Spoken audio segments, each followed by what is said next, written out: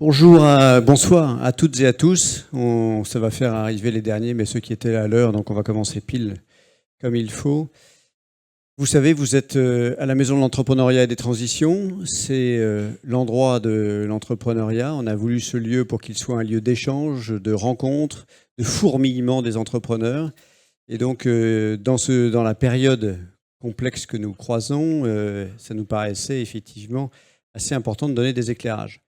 On est dans une situation économique, je ne vous le cache pas, avec un taux d'épargne des ménages qui est très fort, donc une consommation qui est plus faible, une économie avec des dépôts de bilan qui ont dépassé les records avec 66 000 dépôts de bilan l'année dernière, des choses qui se passent un petit peu partout dans la presse, à la télévision, où on nous parle de Trumpisme ou de Trumpette ou de je ne sais quoi. Enfin bon, tout ça est un petit peu anxiogène avec la guerre aux portes de l'Europe, avec donc toute cette situation qui fait que la lecture macroéconomique est un peu complexe. Et donc ce soir, on va essayer, avec l'aide donc du groupe Caisse d'épargne Banque Populaire, d'essayer de vous donner des éclairages. Et donc je vais laisser la parole à Christophe Pinault pour nous faire l'introduction de notre intervenant de ce soir. Merci Monsieur le Président, merci cher Yann. Bonsoir à toutes et à tous. Écoutez, je suis très heureux de pouvoir participer à cette manifestation de ce soir. En fait, ce qu'on va chercher à faire de façon très humble, très simple, c'est partager avec vous des clés de lecture sur cet environnement qui est particulier. Et on a ici un parterre d'entrepreneurs, de chefs d'entreprise. Et il est clair que ce qui se passe dans notre environnement est parfois assez perturbant. On voit aujourd'hui de plus en plus que des décisions qui se prennent à l'autre bout de la planète ont des impacts sur notre situation nationale et même nos situations territoriales. Donc là, les clés de lecture sont importantes, elles sont à partager. Chacun se fera sa propre opinion, mais avoir un éclairage et prendre un peu de hauteur sur ces sujets nous est apparu comme étant très intéressant. Merci à Yann de nous avoir associés à cette démarche. Quelques éléments d'identité. La carte de visite de la Caisse d'épargne Bretagne Pays de Loire. C'est une entreprise bancaire extrêmement impliquée sur le monde de l'entreprise. On représente aujourd'hui 45 milliards d'euros d'épargne sur le territoire de la Bretagne et des Pays de la Loire et 30 milliards d'euros de crédit. J'ai coutume de dire qu'on fait un métier assez simple, on emprunte à l'économie locale ce qu'on prête à l'économie locale, mais alors c'est un peu plus compliqué que ça, mais la réalité de notre activité, c'est celle-ci. On est très présent auprès du monde des entreprises et de plus en plus dans un environnement compliqué, parce que le rôle du banquier, c'est pas seulement d'être là au son du clairon, mais d'être là aussi au son du canon. Et ça, c'est vraiment quelque chose qu'on partage au sein de nos équipes en permanence. Donc, on est présent auprès des entreprises, des créations d'entreprises, des projets de développement.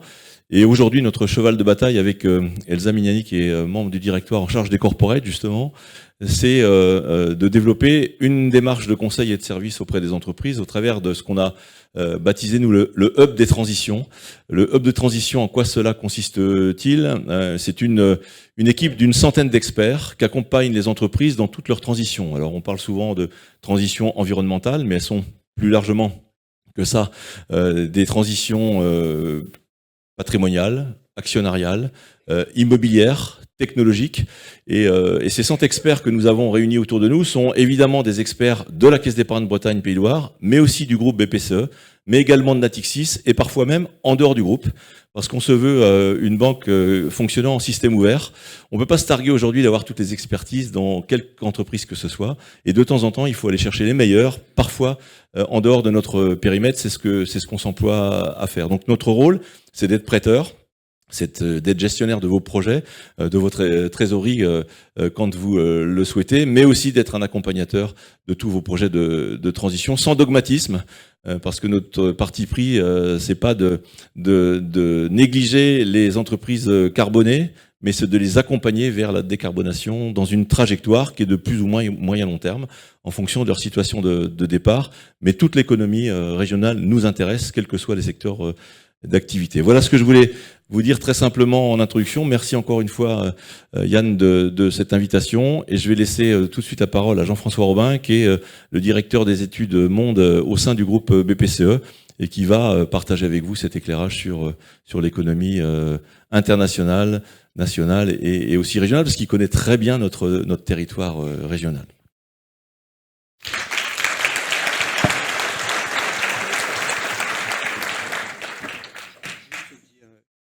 juste dire un petit mot pour dire qu'il y a 1 heure à peu près de conférence et ensuite questions-réponses naturellement à l'issue et ensuite cocktail pour pouvoir échanger, discuter sur la suite et poser des questions à notre intervenant. Merci. Merci Yann, merci Christophe.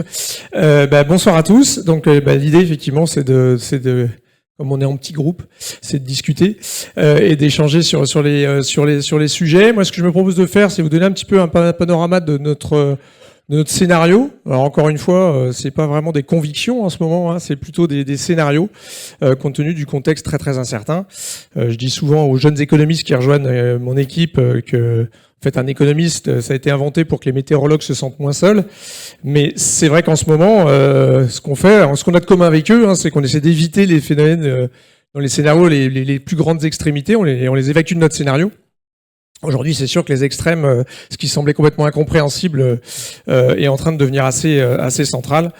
Alors en même temps, les météorologues, il a neigé la semaine dernière à Riyad. Il y a encore 3 mois, il y a une baleine à Bosse qui a remonté la Seine. Je pense que la biosphère, c'est pas évident à prévoir non plus, mais c'est clair que nous, là, en ce moment, on est sur un environnement, voilà. Les prévisions sont difficiles, surtout quand elles concernent l'avenir, disait Pierre Dac, c'est plus vrai que jamais. Alors, qu'est-ce qu'on raconte, nous, dans notre scénario, globalement? On est dans un moment d'incertitude. Si vous y comprenez rien, sachez que nous non plus, et que en fait on est dans un moment d'incertitude totale. Hein. Quand on regarde là des indices d'incertitude liés par exemple à la politique commerciale de Donald Trump ou des États-Unis en général, le monde quelque part est dans un moment qui dépasse l'incertitude qui était au moment du Covid. Donc on est des dispersions d'anticipation qu'on a quasiment rarement vues. C'est même plus haut que pendant le Covid. Quelques petits mots d'introduction, parce que ce qui se passe aux États-Unis, on a toute tendance un peu à regarder ça, mais globalement, ce qu'on voit bien, c'est quand même que la politique, ça a un impact. Je vois qu'il y a quelques jeunes dans l'auditoire. Quand on vote, ça a un impact, en fait. Et ce qui se passe aux États-Unis, on est bien la preuve, si tant est qu'ils continuent à voter. Ce que je montre ici, c'est le PIB par tête. Le PIB par tête, c'est pour jauger de la richesse d'un pays. Et effectivement, les choix politiques peuvent avoir des conséquences économiques. Hein. Bill Clinton avait mis en 92 sur son bureau « It's economic stupid », en disant qu'il y avait que l'économie qui comptait, mais en fait, la politique, ça compte aussi. Et là, ce que ça montre, c'est le PIB par tête. Et c'est intéressant, hein, vous voyez, depuis 1945, l'évolution du PIB par tête entre le monde, l'Amérique latine et le Venezuela. Ce qui est très intéressant, c'est qu'un pays comme le Venezuela, vous voyez, c'est la courbe rouge, c'était un PIB qui dépassait largement, hein, c'était un pays qui avait une croissance beaucoup plus forte que le reste du monde, une richesse distribuée par habitant qui dominait largement l'Amérique latine et même le monde, et puis des choix politiques ont été faits, hein, de nationaliser, de faire payer les riches, de se fermer à l'investissement étranger, etc. Je caricature un petit peu la politique du chavisme, etc. Mais on voit bien quand même que le PIB par tête du Venezuela, c'est pas vraiment un succès. On peut pas dire que ce soit un énorme succès. J'ai une Vénézuélienne dans mon équipe qui me disait qu'en 10 ans en moyenne, le Vénézuélien a perdu 8 kilos. C'est pas parce qu'il fait du sport, c'est parce qu'il a plus rien à bouffer, quoi. Et donc on est vraiment dans un monde où quand même faut faire attention. Ce qui se passe aujourd'hui aux États-Unis, c'est aussi le choix de la politique. Alors quelques petits graphiques pour quand même pas déprimer complètement, parce que comme le disait Yann juste avant, on va aller boire un coup après. J'espère qu'il y a beaucoup d'alcool à boire, parce que le monde est quand même pas très rassurant. Quelques bonnes nouvelles. Arrêtons-nous 5 minutes sur des bonnes nouvelles. La bonne nouvelle, c'est quand même que le monde, il n'y a jamais eu aussi peu de gens au chômage. Hein, on est sur, d'ailleurs en France, on parle pas beaucoup de chômage dans toutes les élections qu'on voit. On est à 7,3% de taux de chômage en France. C'est au plus bas depuis 1982. C'est vrai qu'il y a un truc comme ça qui se passe dans le monde. La deuxième chose qu'il faut garder en tête quand même, ça c'est l'évolution de la pauvreté dans le monde, qui a jamais été aussi basse. Il n'y a jamais eu aussi peu de pauvres dans toute l'histoire. Depuis le début du 19e siècle, donc la pauvreté est en train de disparaître de ce monde, ou en tout cas est beaucoup moins présente. Et ce qui est très intéressant, c'est que c'est très concomitant, pour pas dire corrélé, en tout cas forcément très lié à la mondialisation. À la mondialisation, on peut dire ce qu'on veut, mais ça a été un facteur de richesse partagée de façon très très nette. Et aujourd'hui, ce qui est en train de se passer, ce qui est clair, c'est que c'est peut-être la fin de ce moment de la mondialisation. En tout cas, c'est la fin de la mondialisation telle qu'on l'a connue. Vous verrez, j'en parlerai tout à l'heure un petit peu. Je parlerai un petit peu du structurel. Et dans les facteurs structurels qu'il ne faut pas oublier, c'est sans doute la fin de la mondialisation. L'autre truc qui est intéressant, je trouve, c'est quand même ce qui nous a occupé, nous, les économistes et vous tous, et nous, les consommateurs, c'était l'inflation. Et on a eu une inflation phénoménale, assez historique finalement, ce qui s'est passé après le Covid. On a eu des goulots d'étranglement, plus la guerre en Ukraine, donc crise énergétique. Et donc le monde entier a connu un épisode d'inflation qu'on n'avait pas vu depuis un bon petit moment. Mais ce qu'on voit bien ici, c'est quand même que c'est un choc très symétrique. Et on voit que l'inflation est pas du tout en train de s'installer, en fait. L'inflation est en train de revenir quasiment à la normale. Il y a un peu plus d'inflation qu'avant pour des raisons d'énergie, pour des raisons de guerre encore, etc. Mais globalement, on peut pas dire qu'on est dans un monde très très différent en termes d'inflation. On revient à la normale. Songez quand même qu'en France, aujourd'hui, l'inflation qui était à 6%, aujourd'hui en France, elle est à 0,8%. En Europe, elle était à 10,6% en octobre, elle est à 2,3%. Donc on est revenu à peu près où c'était avant. Donc l'idée qu'il y a encore plein d'inflation, que les prix montent, etc. Non, ils ont arrêté de monter. Alors ils n'ont pas forcément baissé aussi vite qu'ils n'ont monté, encore une fois, mais quand même c'est la fin d'un épisode inflationniste. Et c'est la fin d'un épisode inflationniste, notamment parce que c'est la fin de la crise énergétique, beaucoup. Je mets juste ce graphique pour illustrer, on était tous devenus des grands spécialistes de l'énergie. Vous savez que les prix de l'électricité en Europe, comme partout, sont dépendants des prix de la dernière source d'énergie que vous utilisez pour votre consommation d'énergie. Et donc, quand Poutine décide d'envahir l'Ukraine, pour nos amis américains, c'est bien Poutine qui a décidé d'envahir l'Ukraine. Qu'est-ce qui s'est passé ? Poutine, en août 2022, décide de fermer le gaz, de couper le gaz à l'Europe. C'est pas un mauvais jeu de mots. Et donc le prix du gaz en Europe passe à 340 € le TTF. Évidemment, les prix de l'électricité explosent à la hausse. Là, tout d'un coup, on se retrouve sans gaz en Europe. C'était 40% de notre mix énergétique, etc., etc. Donc on a eu ça. Qu'est-ce qu'on voit aujourd'hui ? C'est que les prix du gaz qui étaient à 340 €, donc aujourd'hui, ils sont autour de 40. Les prix du pétrole, si vous mettiez les prix du pétrole, c'est pareil, on était à 130 $ le baril du pétrole. Aujourd'hui, on est à 70, donc on revient complètement à la normale. Et vous voyez, les prix de l'électricité sont en train de revenir à la normale. Je sais pas si on a tous conscience de ça, parce qu'on était très très peu impactés finalement, si un peu, mais les prix de l'électricité en France, typiquement, alors en août 2022, en France, les prix de l'électricité, ça c'est en Europe, ils montent à plus de 550 € le mégawattheure. En France, ils montent à 1 900 € le mégawattheure. La France est le pays d'Europe qui a le payé le plus cher son électricité de toute l'Europe. C'est pas l'Allemagne, Nous, on importait de l'électricité de l'Allemagne pendant la crise. Pourquoi ? Parce que nous, en fait, à ce moment-là, on a 32 réacteurs sur 56, et nous, l'essentiel de notre électricité vient du nucléaire, était en maintenance, en panne, avec des problèmes de fissures, etc., de micro-fissures. Et donc, on a été obligé d'importer de l'électricité de tout le reste de l'Europe. Aujourd'hui, on est redevenu le principal exportateur d'électricité d'Europe. On exporte 20%, sur les 100 qu'on produit, on en exporte 20%. On produit trop d'électricité par rapport à ce qu'on consomme en France. C'est pas qu'on en produit trop, c'est qu'on en consomme pas assez. J'y reviendrai. En tout cas, fin de la crise énergétique. L'autre truc qu'il faut garder en tête, c'est la dette. On en parle beaucoup en France, mais je voulais juste vous mettre en tête que quand même, pour ceux qui ne l'auraient pas, c'est que le problème de la dette, c'est un problème mondial, en fait. Aujourd'hui, la dette mondiale, c'est quasiment 300. Donc ça, c'est 3 fois le PIB mondial, notamment aux États-Unis. Depuis 10 ans, la dette aux États-Unis, c'est 17 points de plus de dette. C'est à peu près comme la France. En Europe, en revanche, quand vous regardez depuis 10 ans, la dette, elle baisse. C'est en France qu'elle monte, mais en Europe, depuis 10 ans, la dette baisse. Typiquement, un pays comme la Grèce, c'est 20 points de dette en moins. Un pays comme le Portugal, c'est 5 points de dette en moins l'année dernière. Donc on est vraiment sur un truc, nous on est même maintenant à 3300 milliards de dettes en France. Nous on a un petit sujet un petit peu particulier, mais globalement, gardez en tête que c'est le monde. Un pays comme la Chine, c'est 300% de dette sur PIB aussi. Donc on n'est pas du tout dans un monde... on est dans un monde de dette quand même. L'autre chose à garder en tête dans cet environnement, c'est aussi que finalement, comme l'inflation revient à la normale, encore une fois, 10,6 en octobre, 2,3% en octobre 2022, 2,3 aujourd'hui, les banques centrales sont en train de baisser leurs taux. Et c'est pas fini. La Banque centrale européenne, vous voyez ici, ça c'est les banques centrales européennes, la Réserve fédérale américaine ou la Banque d'Angleterre.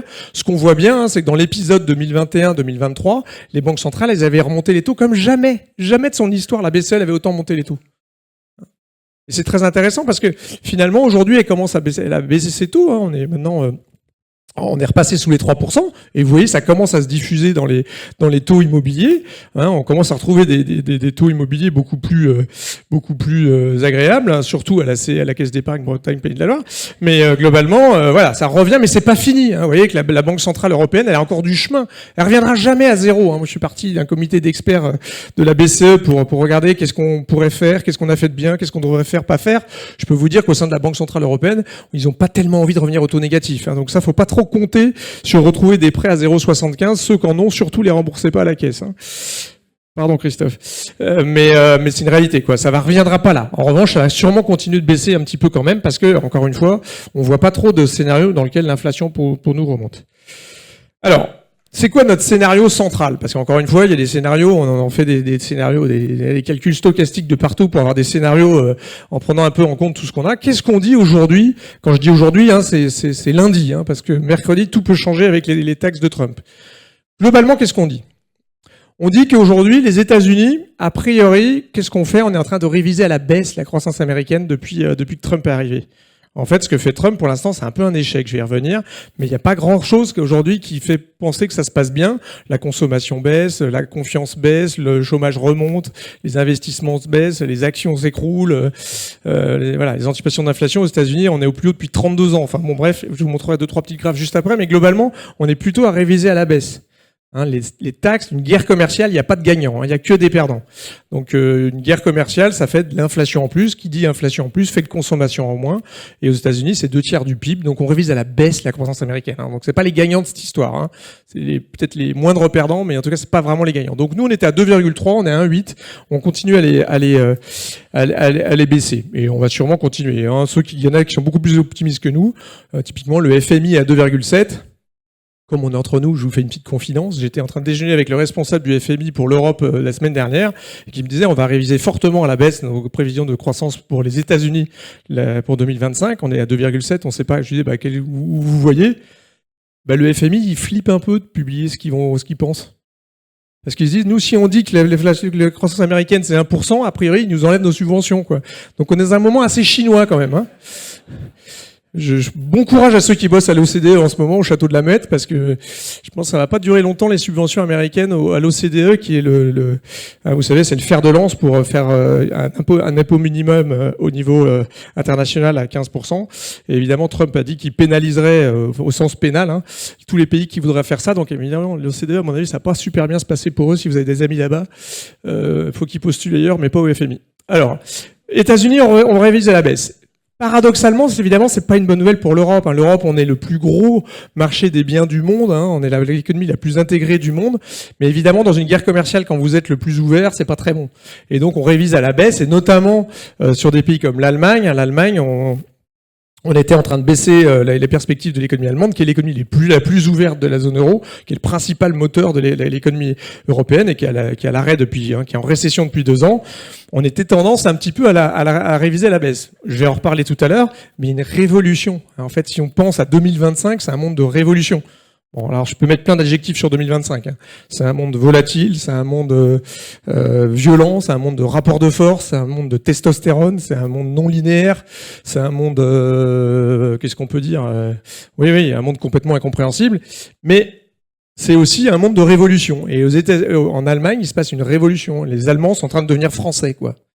Ils font du déficit, ils font de la dette, ils veulent la souveraineté européenne, ils se tournent le dos aux États-Unis, etc. Mais ça va faire de la croissance en Allemagne. Et ce qui fait de la croissance en Allemagne, leur premier partenaire commercial, c'est Bibi, c'est la France, qui elle-même est le premier partenaire commercial de l'Italie, de l'Espagne, et qui elle-même est le premier partenaire commercial du Portugal, etc., etc. Donc si le moteur allemand redémarre, évidemment, on va devoir réviser à la hausse la croissance européenne. Donc moi, j'étais aux États-Unis en février, tout le monde vous disait, les États-Unis seront le grand gagnant, l'Europe la grande perdante, entre la Chine et les États-Unis, tout le monde va venir investir aux États-Unis. C'est vraiment pas ça qui se dessine aujourd'hui. Hein. Aujourd'hui, on est plutôt en train de réviser un petit peu à la baisse les États-Unis et un petit peu à la hausse l'Europe, mais on va voir, on reparlera de l'Allemagne juste après. Les États-Unis, c'est 28 trillions, hein, donc c'est 25% du PIB mondial. Donc évidemment, l'économie mondiale, faut voir ce qui se passe aux États-Unis. La zone euro, c'est un petit peu comme la Chine, c'est autour de 18 trillions les deux, donc c'est à peu près le même pourcentage dans le PIB mondial. Zone euro, enfin là, Europe égale Chine, on va dire, hein, en termes de puissance, de poids dans le PIB mondial. Donc l'Europe, voilà, on végète autour de 0,8% de croissance. La Chine, c'est pareil, c'était pour nous la grande victime de tout ça. Nous, on est très négatifs sur la Chine avec mes équipes qui sont en Chine. On dit attention, la croissance chinoise dans la prochaine décennie, c'est pas plus de 2%. Je vous en parlerai tout à l'heure. C'est à moyen terme, ça va être une catastrophe, la Chine. C'est un pays qui vieillit, qui se ferme, qui machin, etc. Simplement, là, ce qu'on voit, c'est que les Chinois, ils s'en sortent pas si mal depuis le début de l'année, que là aussi, ils se remettent à envoyer des signaux un peu plus positifs, notamment sur la croissance de la consommation. Et donc, finalement, on se retrouve avec un chiffre sur la Chine, vous voyez, 4,7% cette année. Sachant que Xi Jinping a dit 5%. Et donc l'année dernière, typiquement, nous on prévoyait 4,8% sur la Chine, et en fait c'est pas 4,8, c'est 5% la croissance l'année dernière en Chine. Et pourquoi ça fait 5% en Chine l'année dernière? Parce que Xi Jinping voulait 5%. Et donc sur toute l'année, on était à 4,5% de croissance. Le dernier trimestre, comme par hasard, énorme croissance, et on a fini à 5%. Donc je vous l'annonce, les 4,7 qu'on prévoit pour cette année, ils sont faux, c'est 5%. Donc on est dans une économie qui est très très très difficile à lire en Chine en ce moment, parce que vous avez depuis le début de l'année, sur l'ensemble de 2024, vous avez 15 000 sets de données qui ont disparu. Nous on utilisait du coup, comme il y avait plein de trucs qui n'étaient pas donnés, le taux de chômage des jeunes, ça avait disparu, le taux de chômage des comités, des ruraux avait disparu, etc. Donc on utilisait du big data, un peu pour voir le nombre de fois où on voyait les téléphones des Chinois passer dans le métro, aller au restaurant ou prendre l'avion. On fait la même chose avec vos téléphones, je vous rassure. Pour jauger de la croissance française, et ça marche très bien, on est dans les bons prévisionnistes. Mais sur la Chine, comme ils ont vu qu'on utilisait de plus en plus ça, les banques et les instituts de recherche, ils ont arrêté de publier toutes ces données-là. Donc c'est de plus en plus opaque, la Chine, mais enfin voyons, gardons en tête que ça va pas si pire. Les pays qui vont plutôt pas mal, c'est l'Inde, c'est les pays à plus de 6% de croissance. Des pays comme le Japon vont pas mal du tout. Il y a des pays qui s'en sortent très bien, jusque-là, qui s'en sortaient bien, la Corée du Sud, le Vietnam, etc.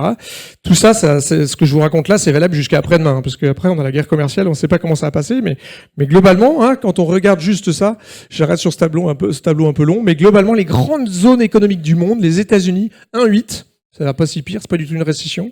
L'Europe, vous voyez, on dit 0,8. La France, finalement, on est à 0,7. Bon, c'est vraiment pas de quoi écrire à maman, mais c'est pas non plus une récession.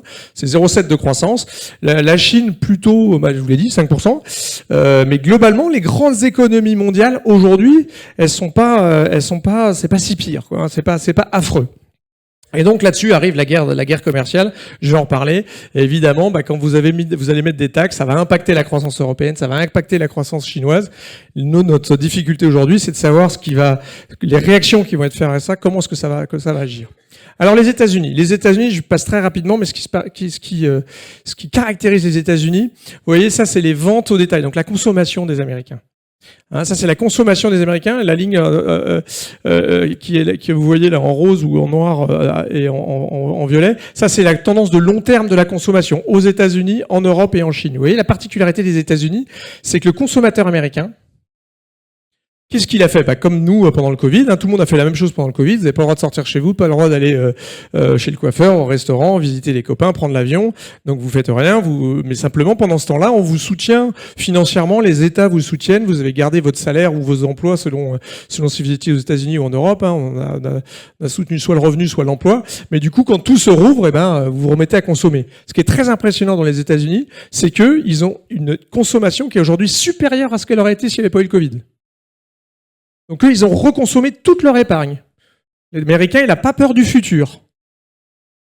Il y en a un qui a peur du futur, c'est l'Européen et le Français en particulier. Vous voyez, nous, on n'est pas du tout revenu sur notre tendance. Nous, on a accumulé de l'épargne, mais on est encore assis dessus. Typiquement, en France, je vais en parler tout à l'heure, mais la France, on est sur un taux d'épargne qui est plus de 3 points supérieur à 2019, quoi. On est à 18,2% de taux d'épargne en France. On est largement supérieur. Alors que l'Américain, lui, il se dit, pas trop grave. Et typiquement, la Chine, ça c'est l'Europe, et à droite, la Chine, c'est pareil. Le Chinois, il a très très peur. Pourquoi? Parce que mon taux de chômage chez les jeunes, en Chine, il est 2 fois supérieur au taux de chômage en France. Vous avez un Chinois sur 3 de moins de 25 ans qui est au chômage en Chine. Le taux de chômage officiel de la Chine, c'est 5%, mais le problème, c'est que les Chinois, ils ne comptent pas les gens qui sont au chômage dans les campagnes. C'est pour ça qu'on essaie d'utiliser du big data, parce que le problème, c'est qu'en Chine, quand vous avez perdu vos emplois à Shanghai ou à Pékin, vous êtes retourné chez papa et maman à la campagne. Donc ça ne veut rien dire, leur taux de chômage. Probablement que le taux de chômage chinois, il est supérieur au taux de chômage français, là aussi. Donc on est quand même sur un des petits sujets. Évidemment, vous avez un taux d'épargne en Chine qui est de 33%. Les gens sont flippés, quoi. Les États-Unis, je l'ai dit, ils ont cramé la caisse. Ça, c'est le taux d'épargne des États-Unis qui avait atteint jusqu'à 2,1 trillion, 2100 milliards de dollars. Et aujourd'hui, ils sont même passés en négatif, donc ils refont du crédit. Ils ont vraiment dépensé toute leur épargne. Donc il y a vraiment un truc très très particulier des États-Unis. Problème, c'est qu'aujourd'hui, aux États-Unis, tout est en train de partir à volo. La confiance des consommateurs s'écroule. Le consommateur, il pense, car je le disais, de l'inflation au pire depuis 32 ans. Quand on jauge de l'économie, on demande par exemple à la région de New York qu'est-ce qu'ils pensent de l'économie, ça s'écroule de 27 points en un an, c'est des trucs qu'on n'a pas vu depuis le Covid, quoi.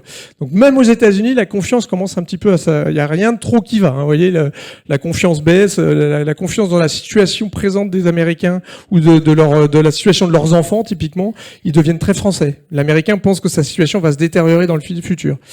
Et pourtant Donald Trump dit devant le Congrès américain que c'est le plus grand président de l'histoire des États-Unis, très loin devant George Washington, qui est loin derrière, numéro 2. Et voilà, non, pour l'instant, ça se voit pas complètement dans les chiffres américains. C'est pareil, alors on nous disait, moi quand j'étais aux États-Unis, on disait faut absolument jouer le passage de l'euro sous la parité, il va passer sous les 1%. Vous voyez, l'euro, il a pris 5% depuis l'élection de Trump, donc l'euro se renforce et le dollar se déprécie. Donc tout ce qu'on annonçait comme catastrophe sur l'Europe qui allait mourir, encore une fois, l'Europe, à chaque fois qu'il y a une crise, on dit qu'elle va mourir, à chaque fois, finalement, elle s'en sort moins bien qu'elle devrait, mais mieux que ce qu'on pensait, quoi. Alors le truc le plus infamant pour Trump, il est là, tiens, c'est celui-là quand même, c'est quand vous comparez la performance des actions américaines entre Trump, Obama et Biden. Vous voyez que ça se passe pas super bien pour Trump aujourd'hui. Les actions américaines, c'est moins 9% depuis que Trump est élu. Les actions européennes, depuis le début dans le même temps, c'est plus 9%. Si vous regardez juste les actions de la zone euro, c'est plus 17%. Encore une fois, pensez à Eutelsat, où on disait Eutelsat va faire faillite, ils vont se faire bouffer par Starlink. Oui, probablement que c'est pas la guerre est pas finie, enfin guerre commerciale, je veux dire, mais quand même Eutelsat est en train de renaître de ses cendres tout d'un coup. Donc on voit plein de choses comme ça, Rheinmetall, etc. Il y a tout le secteur de la défense qui porte les valeurs européennes, mais pas seulement. Et puis vous voyez, ça c'est la signature de Trump en noir. Je sais pas s'il y a un graphologue dans la salle, mais à mon avis ça s'analyse. Il veut tout gribouiller, quoi. Il veut tout casser. Bon, bref. En tout cas, c'est la fin de ce que nous, dans les marchés, on appelait le Trump put. Le Trump put, c'est-à-dire qu'à chaque fois que l'économie ou les actions commençaient à baisser un peu, Trump, en 2016, il faisait marche arrière et il disait non, mais je rigolais, les gars, je vais pas faire tout ça. La réalité, c'est qu'en ce moment, il fait ce qu'il a dit. Et ça, il ne réagit plus. Il a dit, c'est pas grave. Quand on lui dit, est-ce qu'il pourrait y avoir une récession aux États-Unis, il dit, peut-être. Je m'en fous. Little disturbance, il dit, des petits tracas passagers. Alors donc, du coup, si Trump fait ce qu'il a dit qu'il ferait, il faut vraiment continuer à regarder son programme. Et son programme, quand je demande à mon équipe aux États-Unis, et on a une super équipe américaine à New York, et je lui dis, c'est quoi vas-y, tu me résumes ce que veut faire Trump. Voilà, c'est quoi le programme de Trump? Alors lui, ce qu'ils mettent en premier lieu, c'est quand même ce qui avait attiré toute cette espèce d'euphorie autour de l'élection de Trump, qui était de dire ça va être la dérégulation, la baisse des impôts, fin de toutes le reporting extra-financier. Enfin voilà, il va vraiment simplifier la vie du business. C'est super les États-Unis. Dérégulation, deportation, mass deportation, on aura du mal à dire ça en français, l'immigration de masse, voilà, il veut renvoyer chez eux tous les immigrés. Ça c'est le deuxième plan, et le troisième plan, c'est évidemment les tarifs et les droits de douane. Donc dérégulation, ça oui, il le fait. Ça, je ne sais pas si Trump est en train de changer la face des États-Unis, on verra bien. En tout cas, il a changé la face du monde, je vais y revenir. Mais clairement, sur les États-Unis, la dérégulation, là, il y va. Donc, il est sorti. Bon, la réglementation bancaire, c'est moins important, mais il sort de l'OMC, donc l'Organisation mondiale du commerce. Il sort de l'Organisation mondiale de la santé. Il sort des accords de Paris. Tout ça, c'est fait, c'est voté. Ils sont sortis de tout ça. Il sort de tous les programmes de transition énergétique. Ce qui faisait le gros succès des États-Unis en 2024, c'était l'IRA, vous savez, l'Inflation Reduction Act. C'était tous les programmes de transition énergétique qui avaient été menés par Biden. C'était un record en 2024. Jamais on avait eu autant d'entreprises étrangères investir aux États-Unis. C'était la première fois dans 25 ans, je ne sais pas ce qui se passait à la Chambre de commerce à Nantes, mais en tout cas, c'est la première fois dans toutes les enquêtes que nous, on a pu faire, où on voyait en Europe plus d'entreprises à vouloir investir aux États-Unis qu'en Europe. C'était la première fois en 25 ans qu'on voyait ça. Il y a plus d'Européens qui voulaient aller aux États-Unis l'année dernière que venir en Europe. Il n'y avait plus que 7% qui voulaient aller en Chine, d'ailleurs. Hein. Mais globalement, il y avait une espèce de truc de dingue, c'était aux États-Unis qu'il fallait aller. Notamment grâce à l'IRA, cet Inflation Reduction Act. Et ben Trump, qu'est-ce qu'il a fait le premier jour de son mandat? Il a annulé ça. Hein, sur les 360 milliards de subventions à la transition énergétique, il a annulé tout ce qui restait, c'est-à-dire 280 milliards. Donc le gros de tout ça est annulé. Donc qu'est-ce qui se passe aujourd'hui? Tous nos clients internationaux, tout le monde pose le crayon. On se dit bon, on va voir ce qui se passe. En tout cas, il dérégule. Hein, donc, vous avez vu ce que fait Elon Musk avec le Dodge. Hein, et voilà, il sort vous avez vu les RCS, ça sort dans les articles de journaux. Il sort de tout ce qui est diversity, equity, inclusion, donc tout ce qui est voilà. Il sort de l'accord fiscaux de l'OCDE, je le disais. Le truc plus impressionnant qu'il fait. Hein, c'est sur des trucs qui sont moins connus, mais typiquement, nous, on a obligation dans les banques de suivre cette formation qui est Foreign Corruption Practice Act. Toutes les banques, on doit faire ça en Europe. C'est-à-dire connaître la réglementation américaine anticorruption. Petit problème, Trump, il l'a annulé. Ça n'existe même plus aux États-Unis, mais nous, en Europe, on doit la subir. Hein. Donc ça, on le fait. Mais ce que ça veut dire, surtout le pire, c'est que les États-Unis, maintenant, ils sont autorisés à verser des pots de vin pour avoir des contrats à l'étranger. Donc la dérégulation, on y a le droit hein, aux États-Unis quand même. C'est un truc qui est quand même assez impressionnant. Ils font de la déréglementation bancaire, ils abandonnent BAL 3, etc. Donc la dérégulation, il y en a. La baisse d'impôts, on ne l'a pas encore eue. Tout le monde a dit ouais, il va baisser les impôts. Non, on va pas l'avoir. Pour les juristes, hein, c'est pareil. Il met la fin du bénéficiaire effectif. Donc quand vous êtes banquier ou vous êtes censé quand même dire à qui je prête de l'argent. Maintenant, ça c'est fini aux États-Unis typiquement. Donc vraiment, je sais pas si c'est de la dérégulation, mais en tout cas, il y a un démantèlement de l'appareil d'État. Hein. Le Pentagone, il vire 50 000 personnes. Au moment où on est au milieu d'un truc complètement... il met fin au département de l'agriculture. Hein. Au moment où il y a l'eggflation aux États-Unis, vous avez peut-être vu, il y a un énorme épisode de grippe aviaire. Les États-Unis sont obligés d'importer 100 millions d'œufs. Ils sont obligés de tuer tous les élevages de poules. Il n'y a plus un inspecteur vétérinaire pour aller contrôler ce qui se passe parce qu'il a viré tout le monde. Quoi. Donc c'est quand même un démantèlement de l'appareil d'État qui n'est pas forcément que pour le bien, quoi, quelque part. Hein. En passant, hein, les Américains sont en train d'essayer d'importer des œufs, notamment du Danemark, en disant tiens, vous faites un gros producteur d'œufs, vous pourriez nous donner des œufs. Le Danemark, il a un peu dit on va voir ce que vous faites avec les Groenland, mais on verra quoi. Donc ils ont dit non, donc ils importent beaucoup de Turquie, de Pologne, machin, mais voilà. Deuxième truc, la mass deportation, l'immigration. Alors ça, c'est un gros truc de Trump. Hein, voilà, il a dit qu'il voulait renvoyer chez eux 15 millions d'immigrants illégaux. Alors, il y a plein de problèmes à ça. Il n'y a que 11 millions d'immigrants illégaux aux États-Unis. Bon, ça fait un problème, il faut qu'il y ait un certain nombre de gens en Floride qui se déclarent immigrants illégaux. Mais bon, deuxième problème, s'il y arrive, c'est un énorme problème. Les États-Unis, encore une fois, il y a un tiers de dirigeants de licorne aux États-Unis qui est issu de l'immigration. Donald Trump est issu de l'immigration. Elon Musk vient de ses grands-parents de Trump, etc. Mais grosso modo, c'est surtout que la main-d'œuvre américaine est pour beaucoup immigrée. 50% des immigrés illégaux aux États-Unis, c'est des gens qui sont là depuis plus de 10 ans. C'est quelque chose qui s'applique d'ailleurs en France et en Europe. Hein. Il y a beaucoup d'immigrés qui sont là depuis longtemps, qui paient des taxes, hein, finalement, parce qu'ils consomment, qui ont un crédit automobile, qui ont des enfants à l'école, etc. Il y en a qui ne travaillent pas, mais il y en a aussi qui travaillent. Et donc ça fait de la production, ça fait du PIB et ça fait des revenus qui rentrent. Et typiquement aux États-Unis, quand vous êtes là depuis 10 ans, c'est clair que c'est le cas. L'autre problème, c'est que vous avez 44% des jobs qui sont dans l'agriculture qui sont des immigrants illégaux. Donc vous comprenez bien aujourd'hui ce qui se passe aux États-Unis, que si vous renvoyez tous les Mexicains chez eux, que vous mettez 25% de droits de taxes sur tout ce qui vient du Mexique, et que du Mexique, vous avez 50% de vos fruits et légumes qui sont importés du Mexique, je ne sais pas si vous me suivez. Hein, donc il n'y a plus personne pour produire des oranges ou des avocats aux États-Unis, et tout ce qui vient du Mexique, c'est 25% plus cher.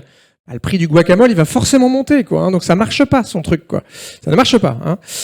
Bon, les tarifs, j'ai en parlé, mais évidemment les tarifs, les droits de douane, ça, juste pour vous donner un ordre d'idée. Hein, on se disait, mais Trump va être raisonnable. Finalement, 2016, c'était pas si pire, ça s'est bien passé pour l'économie mondiale, etc. En 2016, à la fin de son truc 2016-2018, Trump, c'est 2,5% les taxes effectives qu'il met. Là, et le gros arrive après-demain, hein, c'est mercredi le gros des annonces. Hein. Pour l'instant, on est déjà à 10%. On est 4 fois plus. Et après-demain, on va sûrement passer d'un truc de 2,5 à 25%. Quoi, hein. Donc on est un truc, c'est monstrueux ce qu'est en train de faire Trump. Hein. C'est la fin de la mondialisation. Et c'est un petit problème, parce que les États-Unis, c'est sûrement un problème pour le monde, encore une fois, c'est 28 trillions, c'est 25% du PIB mondial, mais les États-Unis, c'est que 13% des importations du monde. Donc vous avez quand même 87% du commerce mondial qui est en dehors des États-Unis. Donc ça passe pas bien se passer pour les États-Unis. Typiquement, l'Europe, nous, on est en train d'essayer de s'allier avec l'Inde. On est en train de faire passer l'accord sur le Mercosur, etc. C'est peut-être le moment justement de faire des accords avec les pays avec lesquels on a des excédents commerciaux. L'Amérique latine, je rappelle, on a des excédents commerciaux, y compris la France avec l'Amérique latine. C'est 30% des métaux du monde, etc., de la transition énergétique. Donc on est en train de chercher des alliances à ce moment-là. Mais les États-Unis sont en train de se fermer avec tout le monde, mais tout le monde ne se ferme pas avec tout le monde. Vous voyez ce que je veux dire? C'est qu'il n'y a que les États-Unis qui vont vivre ça.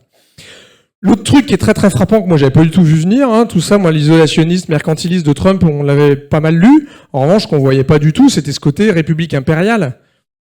Ça, c'est ce que disait Raymond Aron. Il disait les États-Unis, c'est une république impériale parce qu'ils sont quand même assez expansionnistes. Et ce qu'il fait sur le Canada, sur le Groenland, vous avez vu encore ce week-end, je le veux, je l'aurai, par tous les moyens, etc. Il veut faire de la Riviera de la Palestine. Je rappelle qu'en 2019, le gendre de Trump visite la Corée du Nord. Et il dit en Corée du Nord, mais en fait, toute votre partie du Nord, là, au bord de la mer, c'est chouette, on pourrait en faire un super golf. Donc c'est quand même des grands promoteurs immobiliers, globalement, là, les grilles de lecture qu'on peut faire de tout ça. Mais c'est vraiment la République impériale. Mais là où je commence à avoir des doutes, c'est le côté République, quoi. On a un truc qui se passe qui est très très très violent aux États-Unis, on pourra en discuter autour d'un verre après. Donc en tout cas, voilà, je passe un peu vite, mais des taxes, on va en avoir, en veux-tu, en voilà. Donc évidemment, quand vous regardez les principaux pays qui exportent aux États-Unis, en 1, c'est la Chine, 343 de surplus, de la différence entre les exportations et les importations. En 2, c'est le Mexique. Bon, ça, ils sont déjà pris 25% de droits de douane, là, les deux premiers. Et évidemment, l'Europe suit. Donc l'Europe, moi, mon scénario d'après-demain, c'est 25% de droits de douane. On se reparle la prochaine fois, je vous expliquerai pourquoi j'ai eu tort, mais je pense que ce sera 25%, un truc comme ça. Donc on est vraiment dans un monde qui va devenir très très compliqué pour... voilà, il va falloir produire là où au lieu d'exporter, il va falloir produire là où on vend, quoi. Je passe un petit peu vite, mais globalement, c'est pareil. On nous dit, c'est Armageddon. Évidemment, c'est un énorme truc. Nous, typiquement sur la zone euro, je vais vous donner des chiffres juste après, mais faut garder un peu en tête ça. Les États-Unis, c'est 7% de nos exportations. Donc, dans le PIB français, les États-Unis, c'est 1,7% du PIB de la France. Donc, faut pas non plus avoir trop peur, quoi. Ça va... Sauf si vous êtes producteur de champagne et de cognac, là, évidemment, c'est plus compliqué. Mais globalement, bon, nous, c'est pas forcément la France qui va être le plus impactée là-dedans. Vous voyez, nous, quand on fait un peu des calculs, 25% de droits de douane, ce qu'on prévoit, c'est moins 0,5% au bout de 2 ans pour la zone euro. Donc c'est beaucoup, puisque je vous ai dit, on était à 0,7 de croissance. C'est beaucoup, mais en même temps, bon, ça nous met pas forcément en récession. Mais c'est évidemment un énorme impact. C'est quand même un truc énorme. Et vous voyez que la France, typiquement, on serait moins impacté que l'Italie ou l'Allemagne. C'est le gros avantage de ne pas avoir d'industrie par rapport aux deux autres, quoi. Tout le monde va être impacté, l'Inde, la Thaïlande va prendre sévère, le Vietnam, tout ça. Par rapport à 2016, où en fait tout le monde avait dit, c'est pas grave, au lieu d'exporter de la Chine vers les États-Unis, moi chinois, je vais, quelques petits chiffres, c'était génial. Ce qui s'est passé en 2016, Trump met des taxes sur la Chine.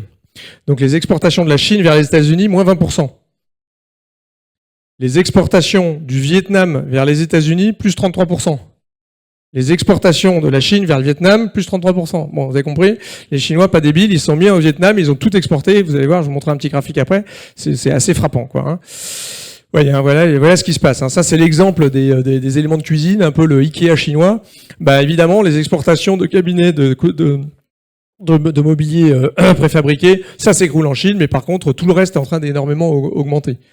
Le petit truc qu'il faut garder en tête, c'est ça aussi, c'est qu'un déficit commercial est absolument pas réduit par les droits de douane. En 2016, quand Trump fait ses droits de douane, le déficit commercial, 2 ans après, il est au plus haut. Un petit exemple que je donne à mes étudiants de la Sorbonne, c'est, par exemple, aujourd'hui, les grille-pains, c'est à 98% importé de Chine aux États-Unis. Donc, c'est un bon exemple, mais on va en prendre un autre. Les lave-linges. Les lave-linges, il n'y en avait plus de lave-linges. 100% des lave-linges quasiment étaient importés aux États-Unis en 2016. Trump, en 2016, il refait exactement ce qu'il a fait là. En 2016, qu'est-ce qu'il a fait? Il a mis des taxes, il a mis des subventions à la production en disant vous n'avez plus le droit d'importer. Par contre, moi, tous ceux qui viendront sur le sol américain, je leur baisse les impôts, je fais des zones franches et vous produisez vos lave-linges aux États-Unis. Et à la fin de ça, qu'est-ce qui s'est passé? Le prix des lave-linges a monté. Pourquoi? Aujourd'hui, si vous produisez pas de lave-linge aux États-Unis, que vous mettez 25% de droits de douane sur vos lave-linges, bah, qu'est-ce qui se passe? C'est que tous ceux que vous importez de Chine, ils sont 25% plus chers. Si vous produisez des lave-linges chez vous, ce qui s'est passé en 2016, bah, vous faites ça avec des salaires plus élevés. C'est pas pour rien que les boîtes avaient été, pas pour rien que Whirlpool produisait en Chine. C'était moins cher, qu'il avait des chaînes de production qui étaient intégrées, beaucoup plus efficacement faites en Chine qu'aux États-Unis, blablabla. Et à la fin, vous produisez pour beaucoup plus cher. Donc ça marche pas, votre déficit, il monte. Et donc le prix des lave-linges, encore une fois, plus 12%. Il y a une étude d'Harvard qui est sortie le mois dernier, qui illustre encore une fois, il n'y a pas de gagnant une guerre commerciale. Une guerre commerciale, c'est les prix qui montent, une consommation qui baisse et le déficit qui bouge pas. Donc ça n'a aucun sens de ce point de vue-là. Et c'est pareil sur le Canada. Le Canada va être en récession probablement, mais le Canada peut faire un petit peu mal aux États-Unis aussi. Vous avez peut-être suivi l'histoire de l'Ontario, mais vous avez 60% du pétrole brut qui est importé aux États-Unis qui vient du Canada. Les États-Unis, c'est un producteur énorme, c'est le plus gros producteur du monde maintenant, beaucoup plus gros que l'Arabie Saoudite, mais n'empêche que c'est un pays importateur de pétrole également. Et le gros de ce qu'il importe, c'est des États-Unis, ça vient du Canada. Donc évidemment, si vous mettez 25% sur du prix du pétrole importé du Canada, le prix à la pompe, il va monter. Donc le consommateur américain, il va pas être forcément super content non plus, quoi. Je passe un petit peu vite. Alors la zone euro, voilà ce que je racontais, c'était que l'Allemagne, c'était l'homme malade de l'Europe. En plus, elle était sur un moteur thermique. Aujourd'hui, ils vendent du thermique quand vous avez 40% de vos ventes de voitures qui sont en Chine. Aujourd'hui, si vous allez à Pékin ou à Shanghai, quand vous descendez de l'aéroport, c'est beaucoup moins de pollution. Vous entendez plus rien. Il y a que des voitures électriques, quoi. Je caricature, mais c'est vraiment ça.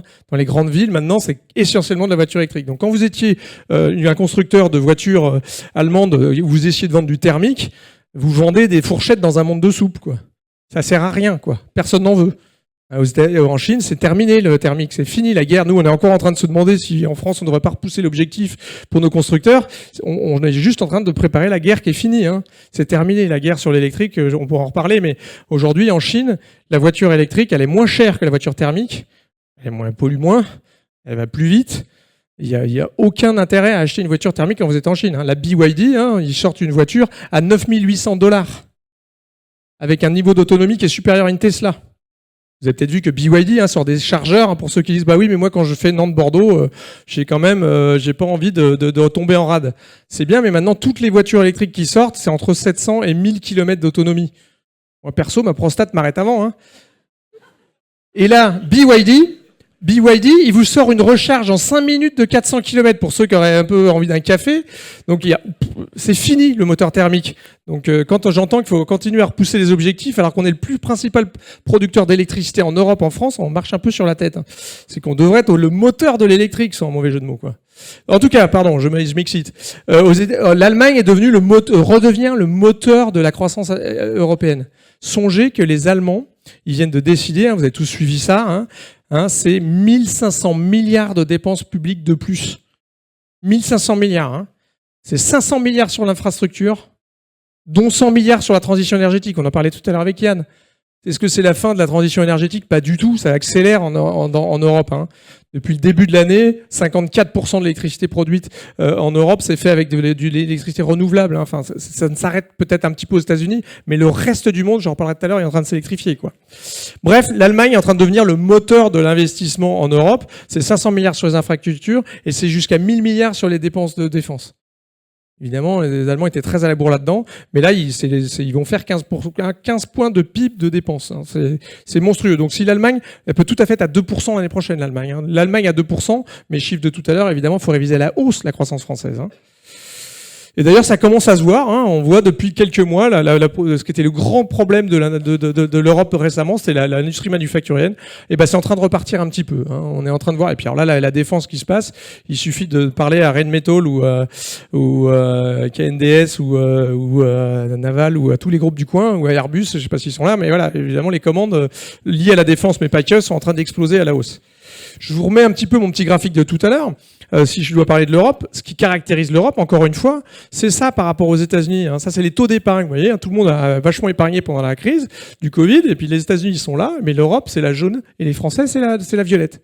Donc, ce qui caractérise l'Europe, c'est qu'on est assis sur un tas d'or quelque part. C'est qu'on est assis sur de l'épargne. Donc quand on me dit comment est-ce qu'on va financer les dépenses de défense, la transition énergétique, vous avez 6 000 milliards d'épargne financière aujourd'hui en France, juste en France.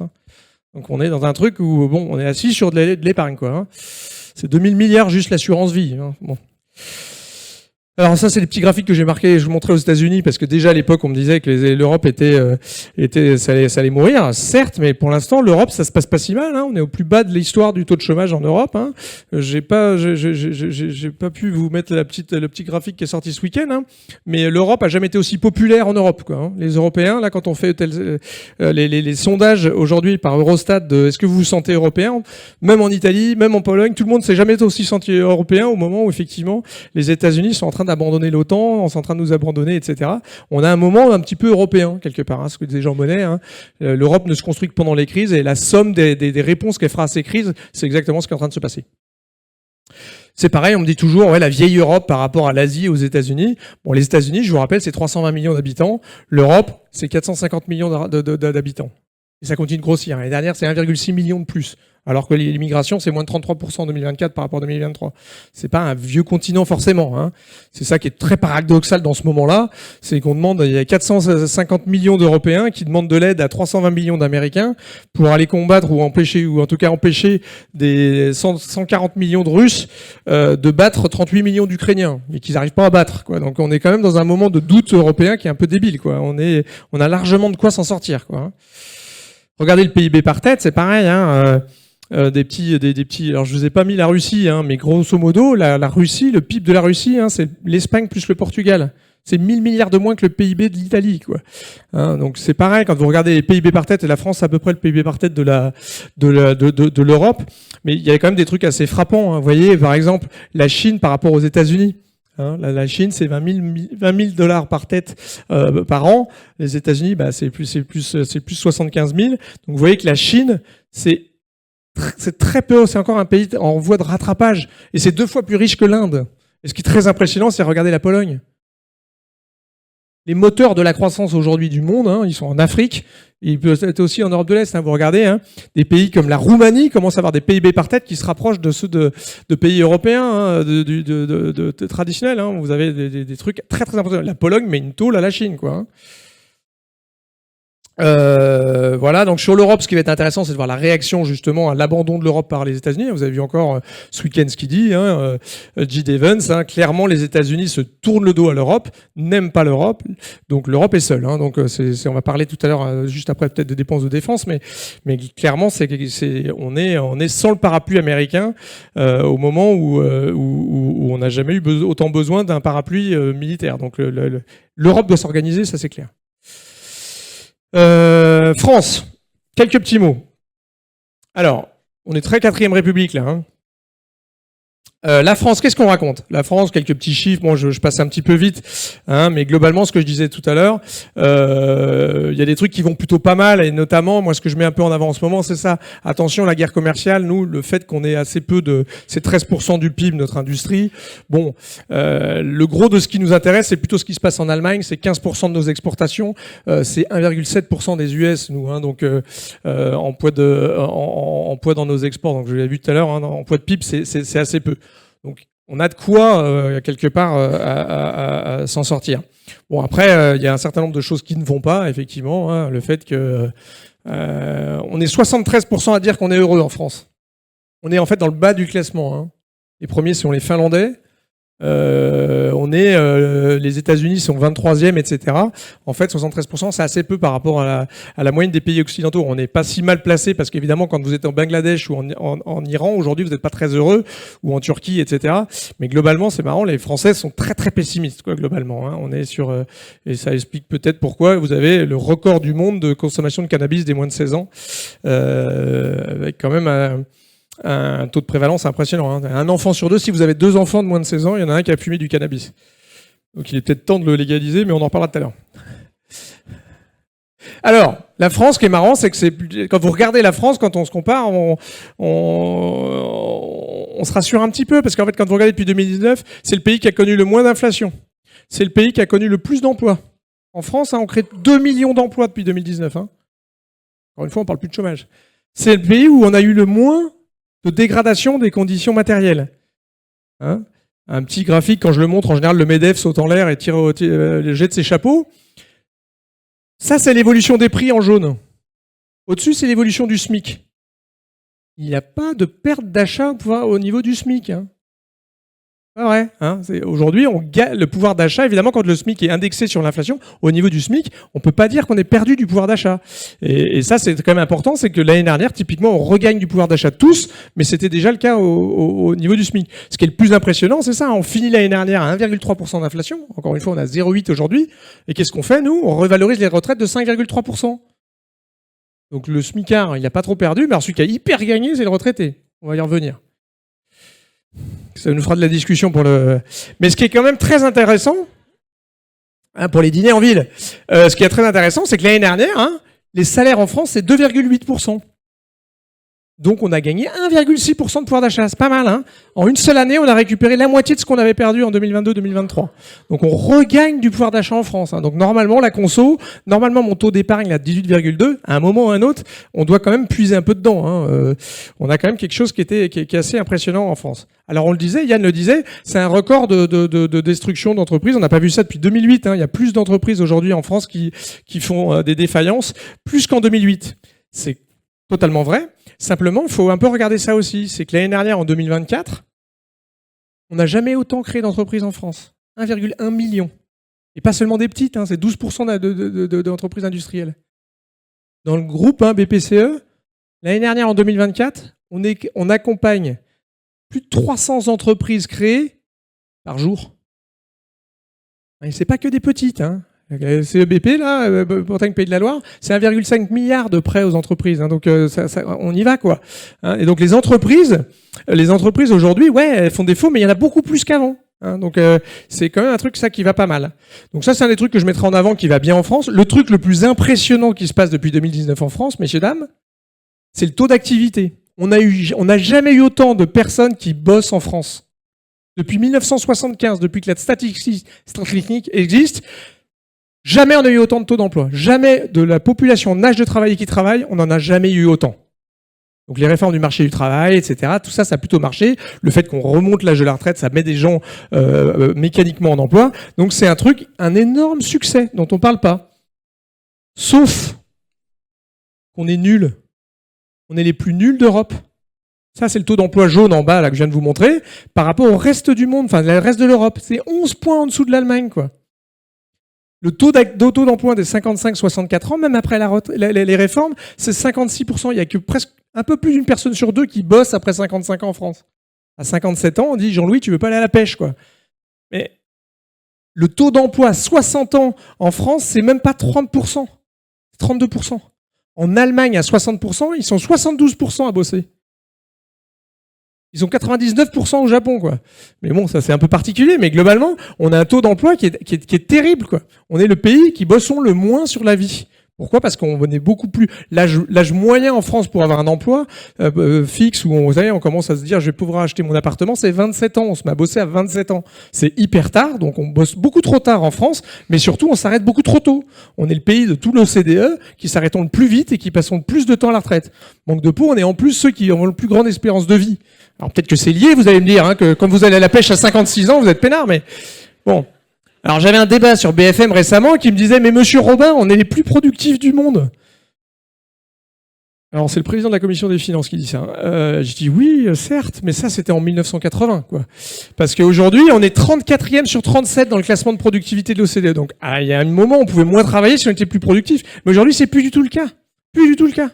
Et pourquoi on n'est pas productif ? Parce qu'on est mal éduqué. Pardon, hein, mais voilà, on est 27e dans le classement PIAC ou PISA. Vous prenez tous les classements de formation continue, initiale, primaire, etc. C'est bête à dire, mais voilà, on n'est pas forcément les mieux éduqués. Du coup, on a de moins bonne productivité. Ça, c'est un petit sujet. En revanche, là où on est champion du monde, c'est la protection sociale. Alors ça, on est bon. Hein, donc aujourd'hui, la dépense sociale, c'est 33% du PIB, donc c'est-à-dire que sur 57% de dépenses publiques, il y a la moitié qui va à la protection sociale. Hein. C'était 15% en 1960. Je vous donne un petit chiffre pour marquer les esprits quand même. Hein. La protection sociale, donc on est le plus gros pays en termes de dépenses dans le PIB de protection sociale du monde. Le Venezuela est loin derrière nous. Hein. Donc on est vraiment un État ultra-libéral.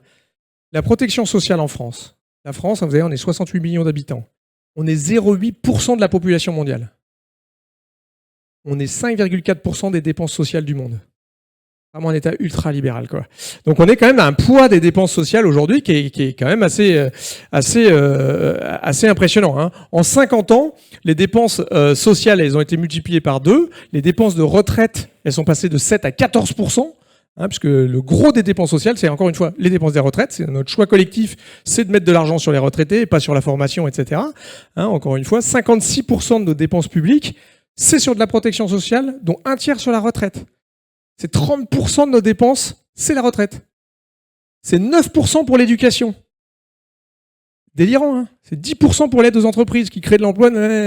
Donc on est sur un truc, un monde, un pays qui a choisi vraiment là-dessus. Je passe un petit peu vite, mais quand on va se poser des questions de comment financer la transition énergétique, etc., il va peut-être falloir un petit peu remettre en question un certain nombre de choses. En revanche, ce qui est clair, c'est que ça marche très bien. Hein. Contrairement à ce qu'on dit, on est le pays le moins inégalitaire de toute l'OCDE. Vous prenez les indicateurs Gini, il y a une super étude de l'INSEE qui l'a montré.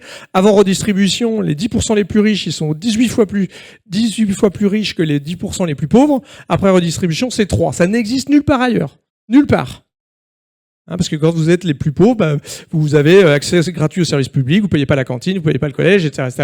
Vous mettez ça tout à bout, vous arrivez sur une redistribution qui marche très très bien. Mais effectivement, comme dirait l'autre, ça coûte un pognon de dingue, quoi. Voilà, c'est 43,8 le poids des prélèvements obligatoires. L'Union européenne, c'est 39%, quoi. Donc on paie beaucoup plus d'impôts sur les entreprises en France que dans le reste de l'Europe. Voilà, taxe sur le travail, c'est 23% du PIB, taxe sur le capital, 2 points de plus que la moyenne européenne. Les impôts sur les entreprises sur le PLF 2025, on les augmente de 12 milliards.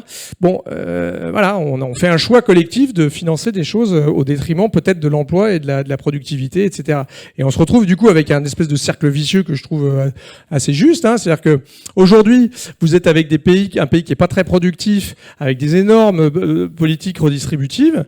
Du coup, vous vous retrouvez avec des emplois de basse qualité parce que finalement, vous êtes très très cher. Donc Stellantis, jusqu'à récemment, ils construisaient aucune voiture électrique en France. Hein. Ils préfèrent faire ça en Afrique du Nord, en Espagne ou dans les pays de l'Est. Donc on se retrouve avec plutôt les livreurs de pizza en vélo électrique à moteur. Et du coup, vous redistribuez beaucoup parce que vous avez plein d'inégalités. Vous avez des politiques redistributives et du coup des taxes beaucoup plus élevées que le reste de l'Europe. Comme vous avez des taxes plus élevées que le reste de l'Europe, où est-ce qu'ils vont les data centers aujourd'hui? Ils vont en Espagne, quoi, etc. Donc on a quand même un cercle vicieux qui, je trouve, assez frappant. Donc la France, voilà, il y a ça, et le problème c'est que ça coûte beaucoup d'argent, et donc là c'est juste sans les dépenses sur la transition énergétique, sans les dépenses dans la défense supplémentaire qu'il faut faire. En 2027, dans 2 ans, la dépense juste pour payer les intérêts de la dette française, c'est 74 milliards, donc c'est plus que l'éducation, largement, encore une fois, c'est beaucoup plus que la défense, etc. Le gros de notre dette, le gros de nos dépenses publiques, ça va être la dette, quoi. Et donc il faut quand même se poser à un moment le sujet du modèle social qu'on veut garder, parce que pour l'instant, il est complètement intenable. Hein.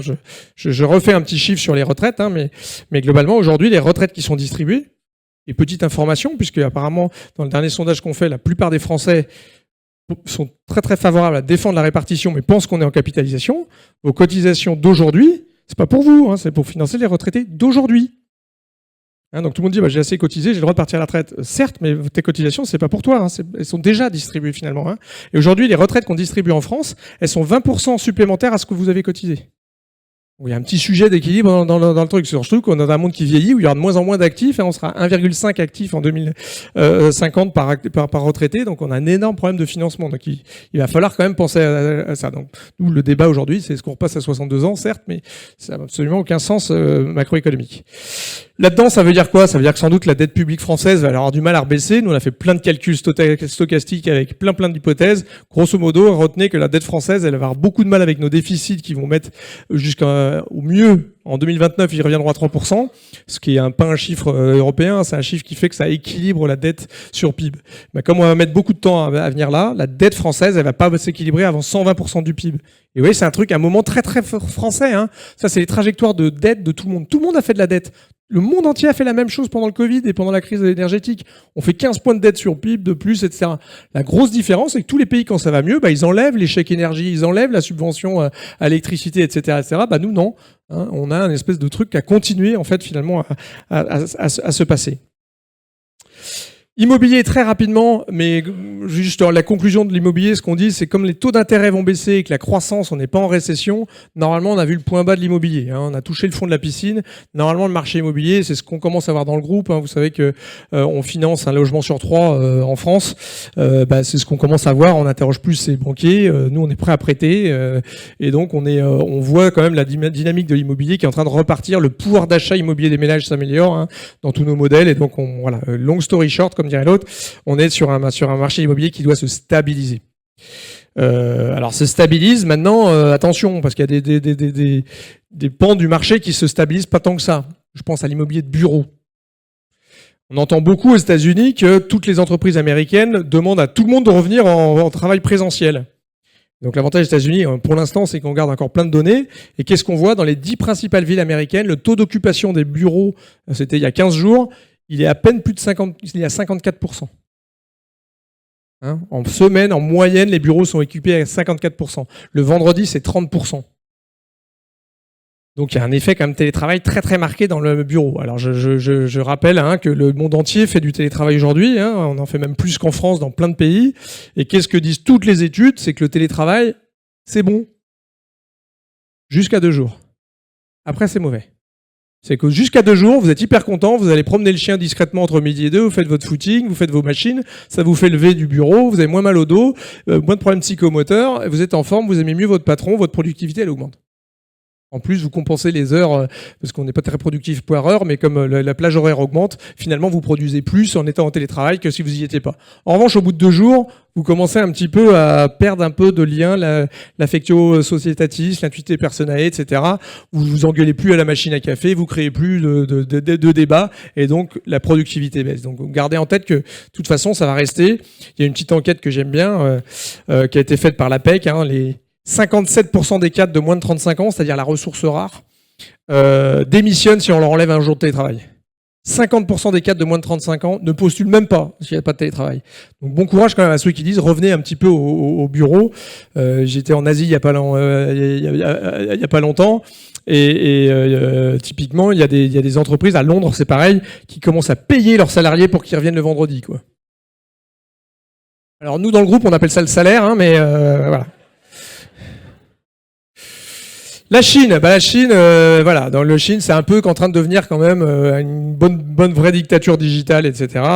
Vous pouvez remplacer Xi par Trump, vous commencez à avoir un peu la vérité, mais voilà, c'est un petit peu quand même, on retrouve des trucs assez intéressants, mais surtout, ce qu'il faut garder en tête, c'est qu'à la fin de ce siècle, il n'y aura plus que 639 millions de Chinois. Et moi, comme dirait, voilà, mais voilà, on est sur un truc, on est vraiment sur une population qui va diminuer de moitié, hein. On est à 1,3 milliard de Chinois aujourd'hui, ça va être moins de 600 millions. Donc on a vraiment un sujet de démographie en Chine très très très prégnant, hein. La population active elle va être divisée par 2 d'ici 2050. Ils ont déjà une taux de fécondité inférieur à 1. Ça veut dire qu'une génération à donner, elle est 2 fois inférieure à la génération précédente, hein. Donc voilà, les cohortes qui arrivent sur le marché du travail disparaissent. Et donc ça c'est un sujet, hein. La population chinoise l'année dernière c'est 2,5 millions d'habitants en moins. Donc évidemment votre dynamique, et vous savez que plus vous êtes jeune, plus vous êtes innovant. Ça c'est très bien documenté. Quand vous êtes jeune, vous n'avez pas le poids des pesanteurs, le poids vous avez moins d'attaches. Ça vaut aussi un peu pour l'immigration. C'est que souvent, quand la jeunesse est très très liée à la créativité. Évidemment, un pays vieillissant est souvent un pays moins innovant. Donc, ok, les Chinois sont très forts sur l'IA, sur les voitures électriques, sur les panneaux solaires, mais dans le futur, la croissance potentielle, hein, de la Chine, elle va vraiment se dégrader probablement. Je passe un petit vite. Le pays du futur, c'est sûrement un peu l'Inde. C'est un pays qui grossit pour le coup, c'est un pays qui va devenir la deuxième plus grosse économie du monde en 2040. C'est un pays avec 1,4 milliard de gens, la population grossit, voilà, ça devient un peu un peu la nouvelle Chine, mais avec plein de problèmes, hein. Typiquement, il y a 80% des jobs qui sont du travail au noir, il y a que 20% des femmes qui sont employées, il y a quand même plein de sujets d'inégalité, de problèmes de productivité, d'infrastructure, de corruption, etc. Donc on a un peu des sujets, puis regardez. Hein, ça, c'est la part de la Chine dans l'industrie par rapport à l'Inde. L'Inde, c'est un pays de service, ça ne va pas remplacer tout de suite la Chine, hein. Donc attention, oui, c'est un pays du futur, mais voilà. C'est un petit peu comme l'Afrique, hein. De Gaulle disait l'Afrique, c'est le pays du futur qu'il restera. C'est pas très sympa. Moi, je crois pas. Hein. C'est évidemment le pays où, voilà, où on a 38% de la population du monde, elle sera en Afrique. Les jeunes sont en Afrique. Tout ce qu'il y a à faire en infrastructure, c'est en Afrique. Il y a 70% des immeubles typiquement à construire d'ici 2040 qui n'existent pas. Tout ce qui est infra, c'est vraiment à faire. Il y a 30% des métaux précieux du monde qui sont. C'est pas pour rien que la Chine y est, l'Inde y est, la Russie y est. Tout le monde y est, sauf un peu nous, finalement, paradoxalement. Mais on a vraiment quelque chose à regarder de ce point de vue-là. Je passe vite sur les marchés pour garder un petit peu de temps pour ce que je vais vous dire. Et regardez ce qu'on disait tout à l'heure avec Yann sur les défaillances d'entreprise. Effectivement, hein, on est sur des trucs notamment concentrés sur l'immobilier, mais on est sur des taux de défaut de 66 000, Yann le disait tout à l'heure. En 2008, c'était 65 000. Donc effectivement, on a un vrai problème de défaut avec des ETI qui se joignent aux PME. On a des défauts qui sont assez préoccupants. Mais ce que je disais tout à l'heure, on a 50% d'entreprises de plus qu'en 2010. Donc le dénominateur, on le compare, les 66, ils se comparent, certes ils sont plus élevés que ce qu'on avait en 2008, mais il y a beaucoup plus d'entreprises aujourd'hui en France qu'à l'époque. Je passe un peu là-dessus. Donc voilà le scénario macroéconomique. Le scénario macroéconomique, ça c'était mes Black Swan que j'avais fait en décembre, c'est-à-dire qu'est-ce qui est pas dans mon scénario qui pourrait se passer d'improbable avec beaucoup d'impact. Évidemment, la présidence américaine calme et apaisée, non, ça marche pas. La résurgence de l'inflation, ça c'est en train d'arriver. Des changements politiques, etc. Bon, Brest champion d'Europe, ça c'est mort. Tout ça c'était fait en décembre, c'est faux. Mais je résume juste le propos sur la macro avant de prendre 10 minutes de votre temps sur des choses un peu plus structurelles que je voulais évoquer avec vous. Grosso modo, ce qu'on dit, c'est qu'on est sur un point de départ avant Trump qui finalement est mauvais, voilà, mais globalement l'économie américaine ralentit, donc c'est quand même aussi un truc qui peut ralentir Trump. On a une économie européenne qui devait être la victime expiatoire de tout ça, qui est plutôt en train de s'organiser, encore une fois grâce à l'Allemagne, mais aussi grâce à l'Europe. Regardez ce qui se passe sur la défense, on met 800 milliards sur la table. Tout d'un coup, on est en train de se dire que c'est pas si pire l'Europe, on se resserre les coudes, etc. Donc l'Europe, nous, on est plutôt à dire, attention, c'est pas non plus une récession qui nous attend, même avec les taxes de 25% qui risquent d'arriver après-demain, probablement qu'on va avoir de la réaction qui fait que ça irait pas mal. Pareil, on est en Chine avec 18% du PIB. Donc les gros moteurs de l'économie mondiale, pour l'instant, ils sont pas complètement à l'arrêt. Mais évidemment, ce que met Trump là-dedans, c'est la fin de la mondialisation. J'y viens dans un instant. C'est évidemment la fin de la mondialisation, ça fait partie de ce que moi j'appelle les méga trends. Donc c'est des tendances irréversibles. Vous pouvez dire que c'est fake, que c'est pas vrai, que on s'en fout, c'est plus le moment de penser à la transition énergétique. Qu'on l'aime ou on l'aime pas, c'est des trucs irréversibles dans les 10 ou les 5 ou les 10 prochaines années. C'est sur nous. C'est des vagues. On n'y fera pas, qu'on l'aime ou on l'aime pas, on ne pourra pas en faire l'économie. Je commande avec la géopolitique, c'est ce que je disais tout à l'heure, c'est la fin de la mondialisation. Ça, c'est quand Trump arrive, c'est la fragmentation, c'est les échanges entre blocs, entre l'Europe, les États-Unis et la Chine. Ça s'écroule. Inversement, les échanges à l'intérieur des blocs, eux, se maintiennent. Donc, grosso modo, ça tendance à progresser les échanges qu'on fait avec ses voisins. Grosso modo, on fait de plus en plus d'échanges avec les Européens. De plus en plus, la Chine fait des échanges avec l'Asie. Aujourd'hui, le gros du commerce extérieur de la Chine, c'est avec l'Asie. Les États-Unis, c'est plus que 15% des exportations de la Chine. Donc, on est vraiment dans un monde qui se fragmente. C'est vraiment très clair. Et encore une fois, ce que fait Trump, c'est 10 fois plus que ce qu'il a fait en 2016. Donc ça, c'est vraiment une grande tendance. Il faut arrêter d'avoir des lignes de production écartelées. Il faut avoir des lignes verticalisées dans chaque pays, grosso modo. Avant, vous aviez un modèle de voiture qui était fait ici, un modèle là. Non, là, si vous voulez vendre de la Stellantis aux États-Unis, faut produire aux États-Unis et même pas au Mexique ni au Canada, quoi. Donc, on est vraiment de l'intégration beaucoup moins efficace au niveau économique, mais c'est comme ça, quoi. C'est la guerre commerciale. Regardez, en 2010, vous aviez 250 barrières commerciales qui étaient mises en place en 2010. En 2022, c'est 2600. J'ai pas les chiffres 2024, mais 2023, c'est 3200. Le monde est en train de se fermer, quoi. C'est très clair. Et regardez la régionalisation des échanges, l'Asie, l'Europe, etc. Alors, ce qui est frappant, c'est que les États-Unis, ils étaient en train de commercer avec le Canada. Le principal partenaire commercial des États-Unis, c'est le Mexique et le Canada. Lui-même, il est en train de mettre ça en l'air. Mais la réalité, c'est qu'on est quand même dans une régionalisation des échanges. Et ça, c'est vraiment très important. Montesquieu il parlait du doux commerce. Le doux commerce, c'était parce que quand vous faites du commerce avec des gens, quand vous commercez avec des gens, vous finissez par vous connaître, apprendre à se parler, le langage, etc. Et vous finissez par vous apprécier. Et quand vous arrêtez de faire ça, évidemment, c'est l'inverse. Et il y avait un autre économiste français, si je peux parler de Montesquieu en tant qu'économiste, mais Basquiat, il disait là où les biens ne passent pas, les armes passent. Et je pense qu'on est vraiment dans un moment comme ça très tendu en termes géopolitiques. Encore une fois, je le disais tout à l'heure, c'est la fin de l'OTAN. Les États-Unis détournent de l'Europe. Ils soutiennent Israël, ils veulent taper sur l'Iran, mais ils se contrefoutent de Taïwan, ils se contrefoutent de l'Europe. Donc on se retrouve vraiment dans un moment seul, quoi, de ce point de vue-là. Et donc on est dans un monde où les dépenses militaires doivent augmenter. Nous on a 2,1% en Europe grosso modo, hein. En France on a 2,1%. Il faut passer, si on doit se passer des États-Unis, ce que disent un peu toutes les études, il faut passer à 3,5 de dépenses sur PIB. Donc c'est 250 milliards de dépenses de plus par an. Ça veut dire pour la France c'est 40 milliards. Donc faut les trouver. Donc voilà, il va falloir les trouver. Donc soit on augmente le PIB. Alors ça se décrète pas. Alors on peut augmenter le PIB en travaillant plus, hein. Si vous enlevez un jour férié, c'est 3 milliards de plus qui rentrent. Voilà. Soit vous taxez plus, soit vous baissez certaines autres dépenses, hein, pour se mettre dans le débat de où est-ce qu'il faut trouver l'argent. Il n'y a que 3 solutions, quoi, hein. Soit vous faites des économies ailleurs, soit vous créez du PIB, soit vous taxez plus. Bon, je pense que ça c'est pas possible en France. Et on revient finalement, hein, encore une fois, hein, la France, la Grande-Bretagne, l'Allemagne, hein, on était à 5% de dépenses sur PIB. On était. Mais il faut pas avoir peur, hein, encore une fois, hein, de ce truc-là. Ce qu'il faut, c'est s'armer pour éviter d'avoir à se servir des armes. Hein. C'est vraiment ça l'histoire, quoi. Hein. Il faut vraiment augmenter ses dépenses militaires pour pas avoir à s'en servir. Et je crois que ça c'est très important. Et typiquement, quand vous mettez bout à bout les budgets militaires de la France, hein, on est à 58 milliards de dépenses dans le budget cette année, dont 9 milliards pour les retraites, mais quand même, on est à 2,1% de PIB hors dépenses retraite sur la France.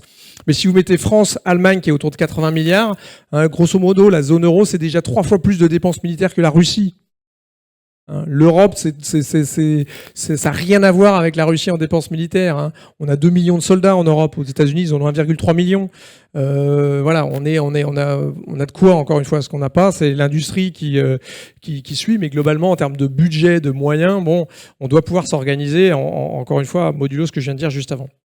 Bon, la retraite en Russie, c'est 67 ans. Hein. Ceux qui pensent qu'il vaut mieux laisser les Russes nous arriver dessus. Voilà, dans ce que je mettais, c'était en regard les dépenses sociales par rapport aux dépenses militaires. Vous voyez qu'on a évidemment un déséquilibre aujourd'hui qu'il va falloir remettre sans doute en cause. Je vois pas trop comment on peut faire dans le débat dépenses sociales versus dépenses militaires. Encore une fois, si on veut défendre notre modèle social, va falloir dépenser plus dans la défense. Je passe vite là-dessus. Donc il y a plein de trucs qui se font, hein. En ce moment, ReArmEU, hein, c'est 800 milliards. La France, on a dit qu'on allait passer de 2,1 à 3,5. L'OTAN nous dit, de toute façon, il faut être prêt en 2030. Il peut y avoir une guerre en 2030 sur le sol européen. En tout cas, les Russes s'y préparent. Vous avez peut-être vu, hein, le Danemark, typiquement, est en train de passer son service militaire. Il a réintroduit le service militaire au Danemark. Il passe de 4 à 11 mois et toutes les femmes viennent d'être intégrées le week-end dernier. Hein. Donc nous, on est quand même, on dit qu'on est un peu va-t-en-guerre, mais le reste de l'Europe est en train de bouger, à part l'Espagne et le Portugal et l'Italie. On est face à quand même des pays qui sont très très flippés là-dessus. Hein, les Allemands disent qu'il y a une guerre avec la Russie avant 2028. Voilà, on est dans un moment quand même de flip sur la défense. Donc c'est pas seulement de la science-fiction, quoi. Il faut vraiment faire peur pour pas avoir à s'en servir. Encore une fois, je passe là-dessus. Deuxième méga tendance, c'est la transition énergétique. La transition énergétique, je prends 5 minutes de votre temps là-dessus. Alors je rappelle la base parce qu'on n'a plus le droit de le dire aux États-Unis, donc j'en profite tant qu'on a le droit. Le réchauffement climatique est dû à l'activité humaine. 2, le réchauffement climatique est dû aux émissions de CO2. Et donc le corollaire de tout ça, c'est que si vous arrêtez les émissions de CO2, vous arrêtez le réchauffement climatique. C'est aussi simple que ça. Vous continuez d'émettre du CO2, vous continuez le réchauffement climatique. Hein, donc ça, on est vraiment dans voilà, ça c'est les anomalies de température par rapport aux années 79 et 91. Vous voyez, on est dans un truc où le monde se réchauffe à une vitesse grand V. Alors là, on est aussi sponsorisé par Afflelou, mais je vais vous faire un petit peu le descriptif de ce qui se passe là-haut. C'est juste le truc le plus important de ce soir. Quand même, parce que comme on dit, ouais, voilà, l'ESG, on s'en fout. On parle plus de ça. Là-haut, c'est des planisphères en fonction des trajectoires, du nombre de jours sur l'année où la Terre devient inhabitable parce qu'elle est trop chaude. Le corps humain, à 35 degrés de température corporelle humide, il meurt. Hein, à 66 degrés, vous tenez 6 heures. Et donc ça, c'est le nombre de jours où, en fonction du scénario, ça devient habitable. Vous voyez qu'à 4 degrés, au-delà de 4 degrés, vous avez tout un pan de la planète l'Amérique latine, toute l'Indonésie, une grande partie de l'Inde, tout ça, on ne peut plus y vivre dehors. On peut plus. Ça, c'est 4 degrés et plus. Hein. Aujourd'hui, la trajectoire centrale, si on fait tout ce qu'on a dit, tout ce qu'on a promis, hein, même si Trump ne faisait pas ce qu'il dit, c'est-à-dire revenir en arrière. Pour l'instant, la trajectoire la plus optimiste qu'on a à la fin de ce siècle, c'est d'être à 3 degrés. Donc on est dans le scénario du milieu au mieux du mieux. C'est ça qui nous attend. Hein. Donc on est quand même dans un moment où la Terre est littéralement en train de devenir inhabitable. Et je rappelle que la France se réchauffe 2 fois plus vite que la planète. Donc quand on est dans une trajectoire à 2 degrés, nous c'est 4. Donc vous avez vu peut-être les trucs de la météo France, hein, mais entre 1970 et 1995, la température la plus chaude qu'on avait en France, c'était 33 degrés. À partir de 2035, c'est 50 degrés. En 2050, on aura 2 mois consécutifs à plus de 50 degrés. On pensait qu'il faisait chaud en 2003, hein, mais voilà. C'est vraiment un monde très compliqué. Et ça, c'est juste la température. Hein. C'est pas du tout les impacts sur les phénomènes extrêmes. Hein. Encore une fois, dans la même période, 70-95, on avait 70 phénomènes météo extrêmes par an. Là, dans la décennie qui vient, c'est 1,5 par jour. C'est ça qui nous attend si on ne bouge pas le popotin, quoi. Hein. Et c'est pareil, hein, des impacts sur la production. 1 degré de plus, c'est 12% de rendement de moins. Sur le soja, sur le blé, c'est 15%, etc. Donc on est vraiment sur des impacts qui vont bien au-delà de la température. Mais ça se cumule, hein, ça se cumule. Pareil, hein, sur la montée des eaux, je ne l'ai pas mis là, mais gros, il y a encore 10 ans, on vous disait que la montée des eaux maximum, c'était 30 cm dans le scénario le pire, le plus extrême. Aujourd'hui, le scénario le plus sympathique, donc il y en a des beaucoup plus extrêmes. Hein. Le plus sympathique, c'est à la fin de ce siècle, ça monte de 1 mètre. 1 mètre, ça peut faire un peu... Ouais, bon, 1 mètre, c'est super. Mais déjà, pour ceux qui vont dans les restaurants à la Baule, c'est bon, vrai. Mais ceux qui habitent à Venise, ceux qui habitent en Indonésie, ceux qui habitent dans les îles du Pacifique, 1 mètre, il y a 700 000 personnes qui habitent à moins de 2 mètres du niveau de la mer. Donc on est vraiment dans un truc qui s'accélère grandement. Pour remettre un petit chiffre qui frappe les esprits, hein, c'est une des chercheuses du GIEC qui est en charge de ça. Si jamais toutes les glaciers et les neiges sur la planète fondent, ce qui n'est pas le scénario central, encore une fois, ça va mettre plusieurs centaines d'années d'arriver à ça, heureusement, même si ça va beaucoup plus vite. Hein, vous avez vu, hein, les glaciers qui disparaissent le plus vite de toute la planète, c'est dans les Pyrénées et les Alpes. Hein. Si jamais tout fondait, le niveau de la mer, il monte de 65 mètres. Donc on est quand même un peu dans de la science-fiction. Hein. Donc ouais, faut pas passer au moteur thermique. Ouais, bon, ils nous emmerdent avec le ESG. Bon, quand même, faut regarder un petit peu ça en tête que la planète là, la trajectoire qu'on a choisi d'avoir. Et encore une fois, c'est un choix, hein, puisqu'il n'y a rien techniquement qui nous empêche d'être au niveau. Hein. Donc voilà, on est vraiment sur un truc assez partant. Je ne vais pas prendre trop de votre temps, mais globalement, on sait exactement d'où vient le CO2. Il n'y a aucun problème, on sait d'où ça vient. Ça, c'est le HCC. D'où viennent les émissions françaises de CO2 ? C'est 34% les transports, c'est 20% l'agriculture, 17% l'industrie, 16% les bâtiments. Le reste, on s'en fout. Une fois qu'on aura réglé les 4 premiers problèmes, il n'y aura plus de problème, quoi. Mais grosso modo, quand même, 34% des émissions de CO2 d'un Français, c'est sa voiture. C'est 60% des transports, c'est la voiture individuelle. Hein. Donc encore une fois, défendre le moteur thermique là-dedans, je m'en fous, mais en tout cas, pas un moteur qui émet du CO2, quoi. Bon, si, ça je vous la mets quand même, elle est mignonne celle-là. Hein. En France, il y a 56% des gens qui prennent leur voiture pour faire une distance entre eux et leur boulot de moins de 2 km. Bon, peut-être qu'on peut marcher, prendre son vélo, alors même si peut-être parfois dans les ruralités c'est compliqué d'avoir des bicyclables, mais quand même, quoi, il y a des trucs un peu frappants, je trouve. Bon, le flight shaming, c'est pas vraiment le cas, on est dans un record de vol absolu, mais bon, encore une fois, le problème des avions, c'est pas de voler, c'est de voler avec du carburant, du SAF, hein, du carburant, du biocarburant. Encore une fois, la technique pour faire du biocarburant, elle existe, hein, en plus c'est hyper chouette, c'est de l'hydrogène avec du CO2. Donc vous captez du CO2, vous transformez en carburant d'aviation durable. Le problème, c'est que ça coûte 5 fois plus cher que le carburant normal. Encore une fois, il va faire jouer les bonus-malus, c'est ce qu'on essaie de faire, mais si on le fait tout seul de notre côté, ça marchera jamais, quoi. Bref, il y a des solutions, ça, il n'y a pas de problème. La très bonne nouvelle là-dedans, c'est que la Terre est en train de baisser ses émissions.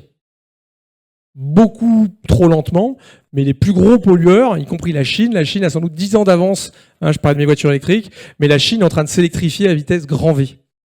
Mais de façon dingue. Je vous parlais des voitures électriques tout à l'heure quand vous descendez de l'avion à Pékin, mais surtout, la Chine est en train de s'électrifier parce que ça la rend indépendante et ça la rend beaucoup plus compétitive. En 2024, la Chine, juste en solaire et en éolien, hein, elle installe l'équivalent de 5 centrales nucléaires par semaine. Okay, donc la Chine, elle ne pose pas de questions. Hein. Elle fait de l'hydraulique, de l'éolien, du solaire, des centrales nucléaires, du charbon, elle fait tout. Mais ce qu'elle fait surtout, c'est de l'électrique et du renouvelable. Parce que c'est moins cher et qu'elle dépend de personne. Mais même nous, la France, hein, grosso modo, encore une fois, on doit baisser. Si on veut arrêter les émissions de CO2, le réchauffement climatique, il faut arrêter les émissions de CO2. Et donc, il faut nos émissions qu'elles soient réduites de 55% d'ici 2030 et de 100% d'ici 2050. Hein. C'est ça nos objectifs. Bon, la réalité, c'est que depuis 1990, hein, ça c'est par rapport à 1990, ces niveaux que j'évoquais, la France, on a baissé de 31%. Alors que dans le même temps, vous voyez, le PIB français, il a monté de 64% et on est 17% de Français en plus. Donc on sait faire, quoi.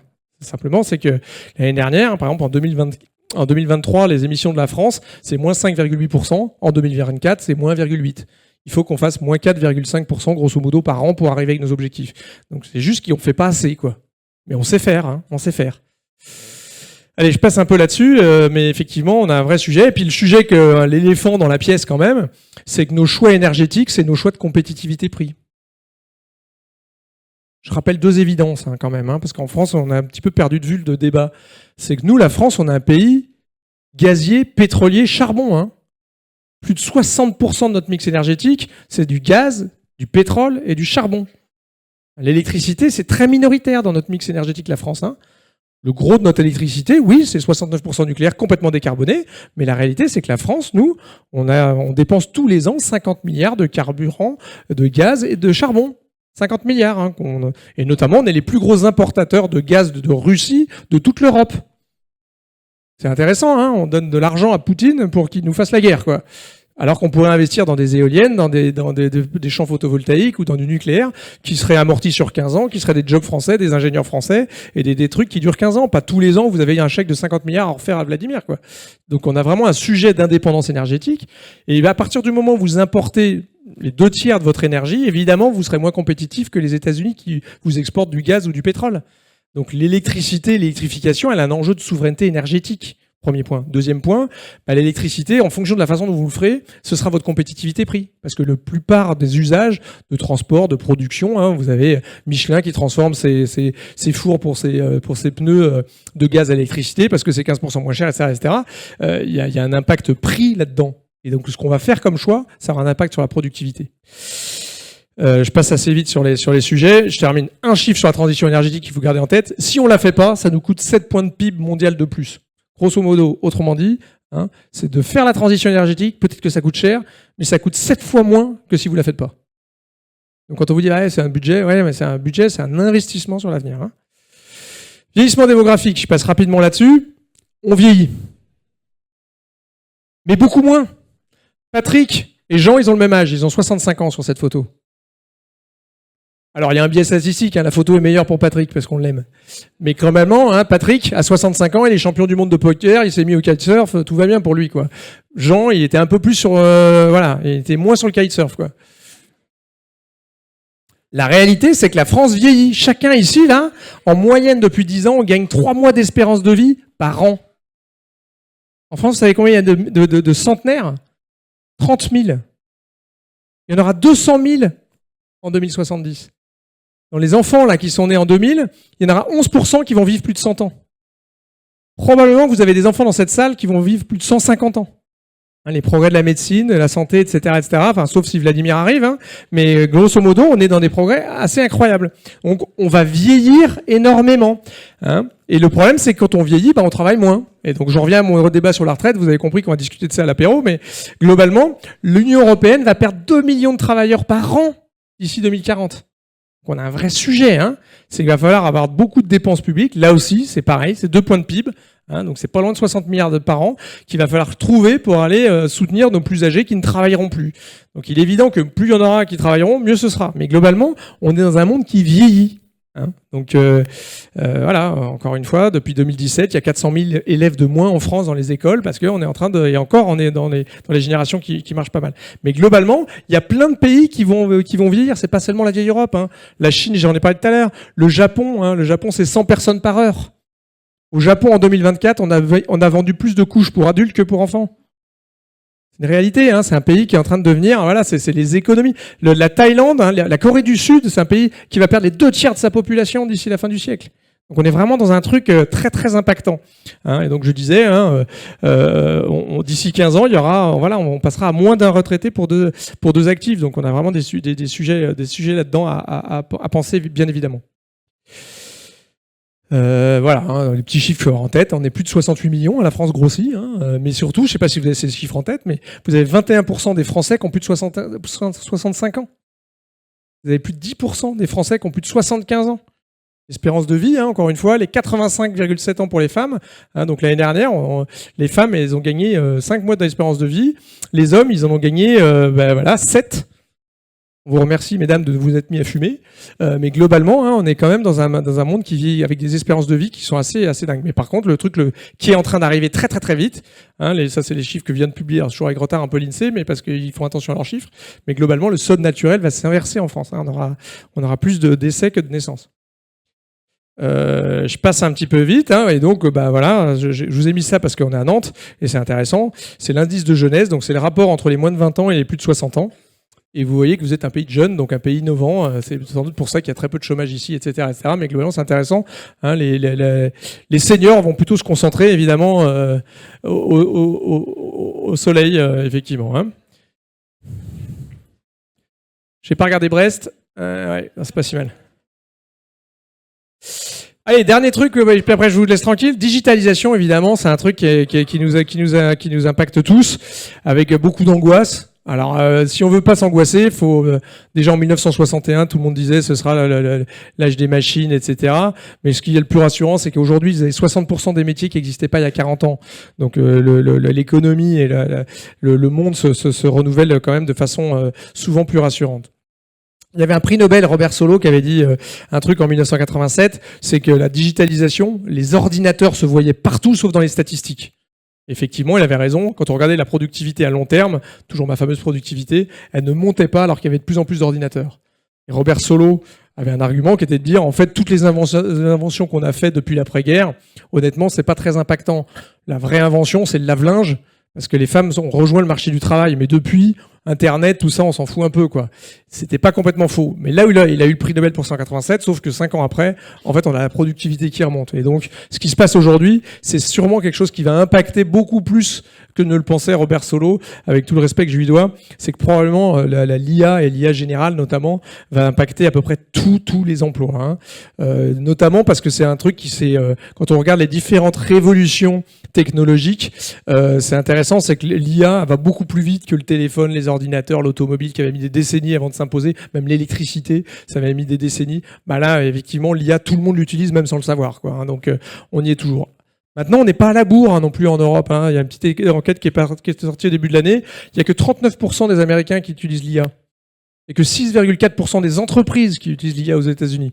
Donc on est tous à peu près au même niveau sur la course à l'IA. Donc évidemment, il y a des grands acteurs beaucoup plus puissants aux États-Unis, mais globalement, ce qu'il faut garder en tête, c'est que l'usage, et c'est ça qui va compter dans les économies et pour la productivité, blablabla, l'usage, pour l'instant, on est tous à peu près sur la même ligne de départ. Il n'y a pas trop de sujets là-dedans. En revanche, c'est sûr qu'il y aura des impacts sur les jobs. Notamment, il y a une étude du FMI qui a montré, les emplois, ils vont tous être concernés. 40% des jobs vont être concernés par ça. Et ça va concerner également les pays les plus développés. Alors, pour l'instant, c'est pas le cas. L'impact de l'IA sur les jobs, c'est ça. Je sais pas si vous vous souvenez de Just Walk Out, c'est les magasins sans caissière d'Amazon. En fait, c'est pas des caissières, mais en fait, c'est des Indonésiens qui retapent les tickets après que les gens soient passés en caisse.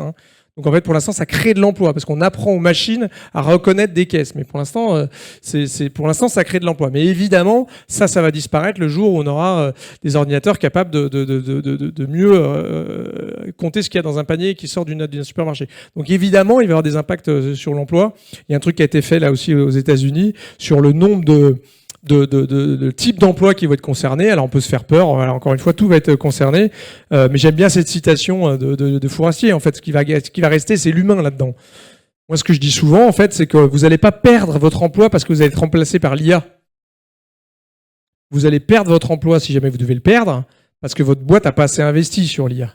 Et votre boîte va perdre des parts de marché par rapport à son concurrent qui va avoir fait de l'IA. Et ça, c'est très très vrai. C'est une étude notamment qui vient de sortir du NBER cette année, c'est que globalement, plus les entreprises investissent dans l'IA, et plus elles gagnent des parts de marché, en fait, et donc et plus elles créent de l'emploi. Donc encore une fois, les effets sur l'emploi, il y a plein d'emplois qui y sont concernés, mais en net, finalement, ça peut créer de l'emploi. Donc faut pas non plus être trop dramatique sur les effets de l'IA sur l'emploi. Alors moi, ce que je fais tout le temps, d'habitude, je finissais cette présentation en faisant le malin, en disant moi j'ai posé la question à ChatGPT en 2024, quelle sera la croissance économique? Et ChatGPT, il m'a répondu j'en sais rien Jean-François, demande à un économiste. Donc j'avais sauvé mon job, quoi. Donc j'étais content. Là, je repose la question en 2025. Il progresse. Il progresse pas mal. Parce que là, il est capable de donner plusieurs prévisions. Il me dit, alors les prévisions pour la croissance, à la Banque de France, c'est 1,2% en 2025, alors que c'était 1,1% en 2024. La Commission européenne, c'est 1,3%. CIB, donc il est un peu lèche-cul, il me cite, ils disent, Natixis, c'est 0,9%. Super. Donc quand même, il est assez bon, il me donne plusieurs estimations, dont la mienne, donc il a compris qui j'étais, c'est sympa, il me flatte, etc. Mais là, il continue, puis il me dit, votre estimation est légèrement inférieure à celle de la Banque de France, qui prévoit également une croissance de 0,9%. Chat, je comprends pas, parce que là, tu m'as dit que c'était 1,2.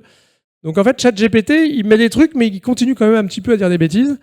Et en plus, ce qui est marrant, c'est quand je clique sur les liens, en fait, là, c'est les études économiques du Crédit Agricole, là, c'est Rexecode, là, c'est Rexecode, et là-bas, c'est vraiment Natixis, mais globalement, il est un peu là-dedans. Donc pour l'instant, j'ai encore sauvé mon job là-dessus, mais effectivement, ça va très vite. Je termine là-dessus. Je vous propose qu'on fasse une petite session questions-réponses, et après, on va boire un coup. Merci beaucoup.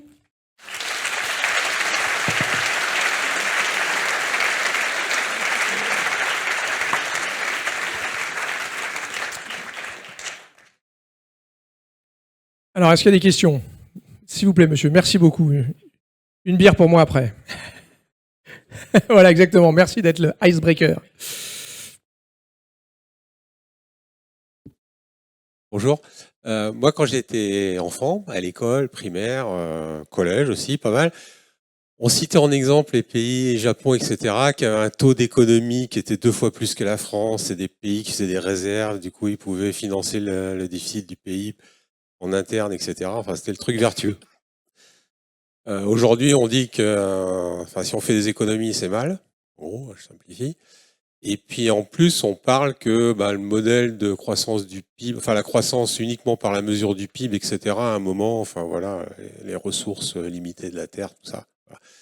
Donc quel est votre point de vue par rapport à cette évolution, que ce soit sur ce qu'on met dans la tête de la nation, parce que l'éducation nationale, les programmes quand même, ça formate. Aujourd'hui, on ne dit plus que les Prussiens sont des méchants et qu'on va leur faire la guerre. Oui, on est content que Volkswagen se remette à faire des chars, donc c'est bien. Voilà. Donc ça a une importance, les programmes scolaires, quelque part. C'est un environnement sociétal. Et puis après, le point de vue de l'économie, ça peut être intéressant aussi. Non, mais c'est vrai que c'est un très bon point, c'est que les prismes changent quand même pas mal d'année en année.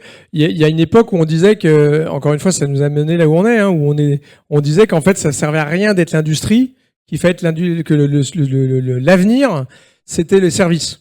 Avant ça, il y avait justement de dire, en fait, le modèle, c'est le modèle japonais, très décentralisé dans les entreprises, c'est eux qui emportent tout. Je vous rappelle que dans les années 80, on avait exactement les mêmes discours sur le Japon qu'aujourd'hui sur la Chine, qu'elle allait tout gagner, robotisation, qu'il allait tous nous bouffer, qu'elle allait tuer l'industrie. C'est exactement la même chose que sur ce qu'on disait sur la Chine. Et puis après, on a dit, mais en fait, l'industrie, ça compte à rien, ça sert à rien. Ce qu'il faut, c'est les services. La valeur ajoutée, les services. Donc, plus vous êtes une économie de services et plus vous êtes successful. Et d'ailleurs, c'est le modèle qu'a choisi l'Inde en se disant, à l'époque, elle se disait, il faut plutôt être une économie de service, c'est ça où est la valeur ajoutée. L'industrie sera les pays à bas coût de main-d'œuvre, et c'est plutôt bon signe d'être une économie de service. Et aujourd'hui, on change complètement de modèle parce que le contexte a changé. Aujourd'hui, on est dans un monde de résilience. On recherche la résilience des chaînes de valeur. Depuis le Covid, on s'est aperçu que si on ne produisait pas de Doliprane, pas de gants, pas de masques, on risquait de mourir, grosso modo, Et on s'est rendu compte de ça. Et là, dans le monde, dans la démondialisation, en fait, il faut qu'on produise de nouveau des munitions d'obus qu'on faisait plus. Il faut qu'on produise, qu'on intègre des productions qu'on n'avait plus du tout parce que du jour au lendemain, Elon Musk peut décider qu'il arrête nos satellites. C'est typiquement l'histoire de l'Italie, qui avait contractualisé avec Elon Musk, avec Starlink, 1,5 milliard pour l'armée italienne. Là, du coup, l'idée de se dire que Musk peut éteindre le bouton, c'est pour ça que les Allemands sont en train d'annuler des commandes de F-35 pour repasser sur le fighter. Je parle un peu de défense parce que c'est le moment pour illustrer mon propos. Mais grosso modo, aujourd'hui, on se rend compte que même si c'est 10 fois plus cher de passer par Eutelsat par rapport à Starlink, il y a une vraie valeur à avoir de l'indépendance, de la souveraineté. Et donc là, on passe dans un autre modèle. Là. On était sur un modèle où en fait, il fallait de l'industrie, fallait zéro industrie et des services, à un monde où il faut de nouveau de l'industrie, à un truc où en fait, aujourd'hui, le maître mot, c'est de la résilience. Il faut que les chaînes de valeur et les chaînes de production, elles résistent à des chocs éventuellement géopolitiques majeurs. Et donc tout d'un coup, on se dit, il faut ce qu'on appelle le friendshoring, il faut produire vraiment proche de chez soi, et surtout avec des économies et des gens avec lesquels on est sûr d'être copains. Comme par hasard, les Anglais et les Français se rapprochent de nouveau, on oublie le Brexit, etc., etc. Donc on change complètement le prisme. Donc pour répondre à votre question, c'est tout à fait vrai, mais ça dépend complètement du monde dans lequel on se situe. Et aujourd'hui, le monde d'aujourd'hui, c'est plus du tout un monde de globalisation, d'intégration des chaînes de valeur. Alors là, il faut de nouveau avoir de l'industrie, il faut de nouveau avoir des trucs dont on n'avait plus vraiment besoin. À quoi bon finalement produire ses lave-linges, Trump il veut en reproduire, mais ça servait pas à grand chose, quoi. Alors, en plus, il y a un monde de transition énergétique. Est-ce que c'est très sain aujourd'hui d'importer des lave-linges du bout du monde sur des cargos, etc., qui sont toujours au fioul lourd, hein. Donc on a toutes les questions qui viennent autour de ça, quoi. Donc ça change vraiment je suis d'accord avec vous, hein, il y a pas. Après, pour vous dire le fond de ma pensée, quand même depuis 30 ans, les bons modèles, c'est toujours les mêmes, hein. C'est les Nordiques, quoi. Les Nordiques, la Finlande, c'est le pays le plus heureux du monde, c'est le pays le plus productif du monde, c'est le pays le mieux éduqué du monde, c'est un des pays qui bosse le moins. Vous allez faire un rendez-vous en Finlande, le mec il arrive en footing à 9h, à 16h il repart parce qu'il va chercher ses enfants. On se dit ouais c'est dingue, et en fait ils ont une productivité de dingue. Donc ça existe des modèles qui marchent bien. En revanche, ils ont un modèle qui a été complètement remis à plat dans les années 90. Donc oui, pour moi les modèles c'est plutôt Danemark, Finlande, Suède, avec évidemment il n'y a pas de modèle parfait, mais pour moi c'est le modèle qui tient la route depuis 20 ans. Ils ont de l'industrie, ils ont des services, ils ont de la tech, ils sont innovants, ils sont heureux.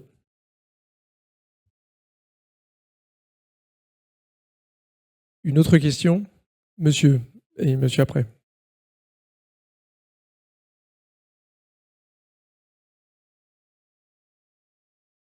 Bonjour, David Varenne, société ABMI. On est expert notamment dans le nucléaire et la défense.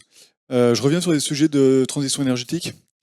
Vous avez, je pense que vous connaissez les chiffres du rapport RTE, c'est-à-dire qu'aujourd'hui, enfin 2022, on avait 1400 TWh d'énergie, mix 2 tiers thermique, enfin fossile, 1 tiers électrique. Et si on veut respecter les accords de Paris, on passe à 940 terawatts en 2050, ce qui fait une réduction de PIB de 40%. La question elle est simple, c'est comment est-ce que l'économie peut s'adapter avec une réduction, de l'énergie de 40%, et on sait que le PIB et l'énergie sont liés directement. Est-ce qu'on peut s'adapter justement sur le modèle économique par rapport à une réduction de l'énergie disponible pour 2050? Alors RTE, il fait 3 trajectoires, elles sont pas toutes négatives sur le PIB, hein. Elles sont évidemment dans toutes les trajectoires de neutralité carbone, il faut faire de l'économie d'énergie. Ça c'est sûr. Hein, typiquement, on consomme 25% de gaz de moins qu'en 2019, mais pour des mauvaises raisons, parce que des fois l'industrie va mal, mais parfois pour des bonnes raisons. C'est qu'on a appris que mettre un couvercle sur une casserole, ça économisait, et que finalement on pouvait vivre avec des chambres à coucher à 19 degrés, c'était meilleur pour la santé, blablabla. On peut faire de l'économie sans forcément faire de la récession. D'ailleurs, quand on regarde les chiffres, hein, encore une fois, depuis 1990, la France a baissé de ses émissions de CO2 de 31% et augmente son PIB de 60%. Donc on peut tout à fait faire de la croissance et réduire ses émissions. Encore une fois, pour répondre dans le côté énergétique des choses, la façon dont on fera le mix énergétique sera très impactante pour moi, mais je ne pense pas qu'on soit sur des chiffres de moins 40% de PIB. On va réduire notre consommation d'énergie, mais encore une fois, regardez mes chiffres sur la voiture tout à l'heure, on peut avoir des réductions de consommation sans forcément avoir une réduction drastique du PIB. Ce serait ça ma réponse. Après, ce qu'il faut quand même qu'on garde tous en tête aujourd'hui, hein, c'est que en France, on produit trop d'électricité. Il va falloir qu'on en produise 40% de plus d'ici 2035. Donc, et les centrales ne suffiront pas parce que les centrales elles arrivent en 2040 au mieux. Donc ce sera après la guerre. Donc c'est pour ça qu'il faut faire du renouvelable maintenant et du nucléaire par la suite. Mais globalement, aujourd'hui, il faut faire beaucoup plus d'électricité parce qu'on doit en consommer 40% de plus si on veut respecter nos trajectoires de décarbonation de notre énergie. Le problème d'aujourd'hui en France, c'est qu'on est en train d'ailleurs de réduire les subventions au solaire, etc., c'est qu'aujourd'hui, on produit trop d'électricité. C'est pas tellement qu'on en produit trop, c'est qu'on n'en consomme pas assez. En fait, on n'est pas assez électrique en France. Et on devrait encore une fois être le plus. EDF était celui qui a le plus exporté d'électricité de toutes les... Quasiment en rapport, on est un des plus gros exportateurs du monde en net d'électricité par rapport à ce qu'on produit. Donc en fait, on est un pays qui pourrait vraiment gagner à l'électrification qui ne le fait pas. Donc on exporte 20% de notre production, mais pour l'instant, le sujet, pour moi, il n'est pas tellement... on va pas y arriver en électrification des usages. Il est plutôt que... Enfin si, c'est pas l'électrification de l'énergie, c'est l'électrification des usages le problème, quoi, pour moi aujourd'hui, très très clairement. Et après, évidemment, le débat pour moi, il est évidemment d'aller vers du mix énergétique, et pas du tout de faire des choix drastiques comme on fait un peu trop souvent à la va-vite en France, quoi. Monsieur, pardon. Oui, bonsoir, Yves Le Goyebel. Je voudrais savoir, est-ce que économiquement, par des sanctions très sévères, on pourrait, comme l'avait prétendu Bruno Le Maire il y a 3 ans, en fait, affaiblir la Russie au point qu'elle décide d'arrêter la guerre en Ukraine et est-ce que geler les avoirs russes, c'était très symbolique, les saisir serait tout aussi symbolique ou impactant? Disons que sur la dernière question, moi personnellement, c'est mon avis personnel, je m'interdirais pas du tout de saisir ces avoirs-là pour quelqu'un qui bombarde des civils toute la journée, qui respecte absolument aucune règle, qui est déjà en guerre / hybride avec nous tous les jours. Je rappelle que les Russes ont tenté d'assassiner le PDG de Rheinmetall cet été, qu'ils ont fait, toute la journée, on voit des actions des Russes de désinformation en France tous les jours. On est en guerre informationnelle avec eux, ils se préparent à la guerre de pleine intensité selon l'OTAN, c'est pas moi qui l'invente, d'ici 2030 avec nous. Moi, j'aurais aucun remords à utiliser ces 300 milliards-là pour aider les Ukrainiens pour qu'ils arrêtent les Russes. Après, la réalité quand même de nos sanctions, c'est qu'elles ne marchent pas parce qu'on ne les applique pas. Je vous rappelle encore une fois que la France, on est le pays qui continue d'importer 20% de notre gaz de la Russie, qui était en dehors des accords. On a le droit d'acheter du céréal à la Russie. Et je rappelle ce qui se passe en Russie, c'est quand même, ils ont pris les grenets à blé de l'Ukraine, ils ont estampillé du blé ukrainien russe et nous les réexportent. Bon, enfin, honnêtement, on marche un peu sur la tête quand même, quoi. Donc nos sanctions aujourd'hui, elles marchent pas parce qu'on s'est dit, oui, mais les sanctions russes, ça doit pas concerner l'alimentation, pas concerner l'énergie. Bon, là maintenant, la Commission européenne a dit, bon, d'ici 2027, il faut arrêter d'acheter tout le gaz russe. Mais vous avez vu ce qui se passe aux États-Unis en ce moment, ce qu'ils font. Je sais pas si vous avez suivi. Mais les États-Unis sont en train d'investir sur Nord Stream 2, donc le pipe par lequel les Russes nous donnaient du gaz. Ils sont en train de racheter tout ça, les Américains, pour nous revendre le gaz russe à l'Europe, quoi. Donc j'espère quand même qu'on va pas le faire, quoi. Qu'on dira l'Allemagne qui importait 60% de son gaz de la Russie avant 2019, qu'on dira bah non, moi je me passe de ça, je veux bien vous acheter plus de LNG aux États-Unis, mais surtout je vais m'électrifier. Encore une fois, quand vous êtes la France ou l'Europe et que vous importez 70% de ce que vous consommez, évidemment vous serez jamais compétitif avec les Américains qui eux le produisent et vous le regazéifient, vous le mettent dans des bateaux, vous l'exportent. Ça n'a aucun sens. La compétitivité, la souveraineté passera par l'électrification. C'est la même réponse en fait. Ce qui sauve la Russie, c'est qu'ils exportent toujours leur énergie. Le pétrole et le gaz, c'est 70% du budget russe militaire. Bon, si on n'arrête pas d'en racheter, ils continueront de faire la guerre. Une dernière petite question avant d'aller boire un verre pour parler de la retraite. Monsieur.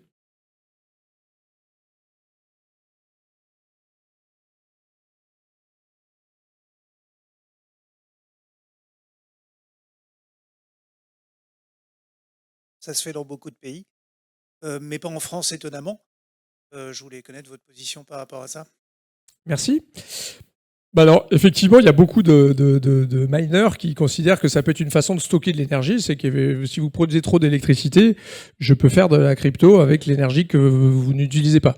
Notamment, on cite souvent ce cas de pays africains qui auraient mis des centrales électriques en route, mais qui n'utilisent pas l'électricité. Et donc, on pourrait mettre des centres de data mining à côté. Moi, ma réponse, elle est double. La réponse, c'est que ça me semblerait plus intéressant pour l'Afrique d'utiliser son électricité, sachant qu'il y a 70% du continent africain qui est pas relié à l'électricité. Donc plutôt que de faire du mining pour faire des cryptos aujourd'hui, ça me semblerait plus intéressant qu'on électrifie les campagnes, les déserts africains, quoi. Première chose. La deuxième chose, il y a tout le débat sur l'utilité de la crypto. Encore une fois, aujourd'hui, on est dans un monde très polarisé. Je suis pas sûr aujourd'hui que ce qui se dessine, notamment avec le push des États-Unis sur la crypto, soit très rassurant non plus. C'est-à-dire que si on décentralise les monnaies dans des mains privées, parce que je rappelle que la promesse de la crypto, c'était d'avoir quelque chose qui sortait des banques centrales. Ce qu'on voit de plus en plus, c'est une concentration de la crypto dans des acteurs privés, de plus en plus concentrés.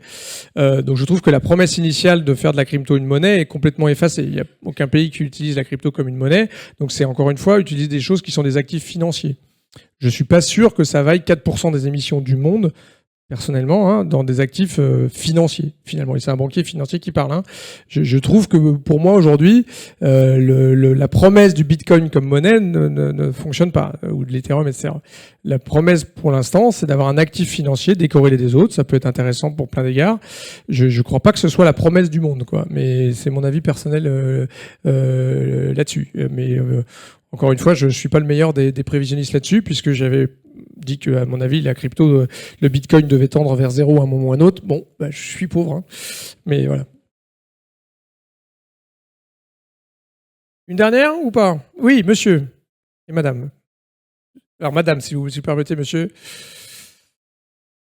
J'ai entendu du coup parler beaucoup de transition énergétique, mais peu d'adaptation au changement climatique, qui est quand même une notion importante, je trouve, à considérer dans l'économie, surtout lorsqu'on sait que réparer des crises répétées liées au changement climatique coûte plus cher que de l'anticiper par l'adaptation au changement climatique.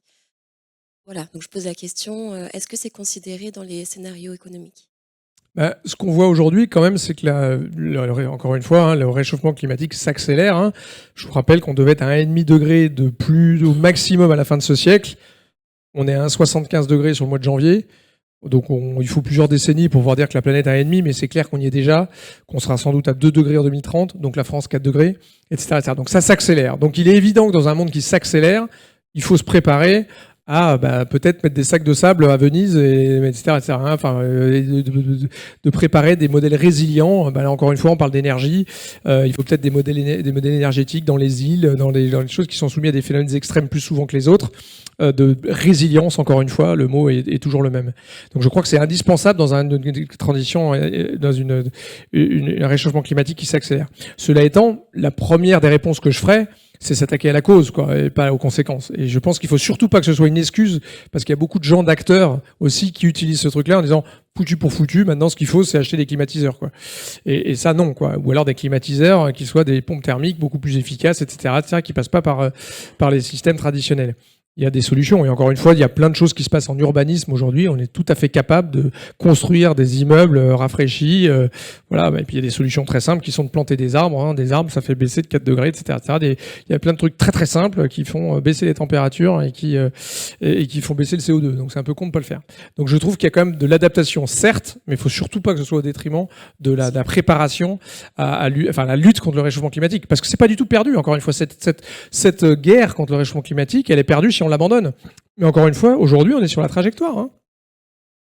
Faut accélérer la trajectoire, mais on est tout à fait dans un truc qu'on peut faire. Et il n'y a aucun obstacle technologique, et j'ai envie de dire même financier, encore une fois, à ça, quoi. Donc c'est vraiment des choix, encore une fois, politiques. Mais des choix politiques, ça veut dire forcément sacrifier un certain nombre de choses. Donc il y a vraiment des choix politiques. Et choisir, c'est renoncer. Hein. Donc voilà, il va falloir faire des renoncements. Mais des renoncements qui sont des investissements. Il y avait monsieur. Pardon. Oui, je voulais revenir sur l'intelligence artificielle et sur la souveraineté de la data, qui est importante. Est-ce que ça ne va pas accélérer justement la démondialisation? Parce que moi, je vois des gens que j'accompagne, des boîtes que j'accompagne qui veulent être souverains sur la data, et qui veulent que ces data soient hébergées en France et pas ailleurs, et avec des solutions françaises d'intelligence artificielle. Donc ça, c'est la première question sur la démondialisation. Et la deuxième chose, c'est est-ce que ça ne va pas à l'encontre justement du réchauffement climatique? Parce que pour les data centers, il faut un petit peu de ressources. Oui, non, mais complètement. Encore une fois, un data center, aujourd'hui, c'est 2,5% des émissions de CO2 du monde, et on dit que ça va être d'ici 2030 autour de 5, etc. Donc on est sur un truc qui sera 2 fois le transport aérien, mais encore une fois, le transport aérien peut se décarboner, etc. Mais oui, non, vous avez raison, on est dans un moment exactement comme on disait tout à l'heure, dans un moment pardon, je suis un peu répétitif, mais on a un monde de résilience et de souveraineté dans ce truc-là. Et donc, il y a un coût à ça. Mais il est évident aujourd'hui que d'héberger des données sensibles aux États-Unis, ce qui semblait une évidence, et d'ailleurs, regardez un certain nombre de grandes entreprises françaises qui ont choisi des systèmes d'IA, des systèmes de stockage de données chez les Américains. Je pense que si aujourd'hui ils devaient faire ce choix-là, il serait différent, honnêtement.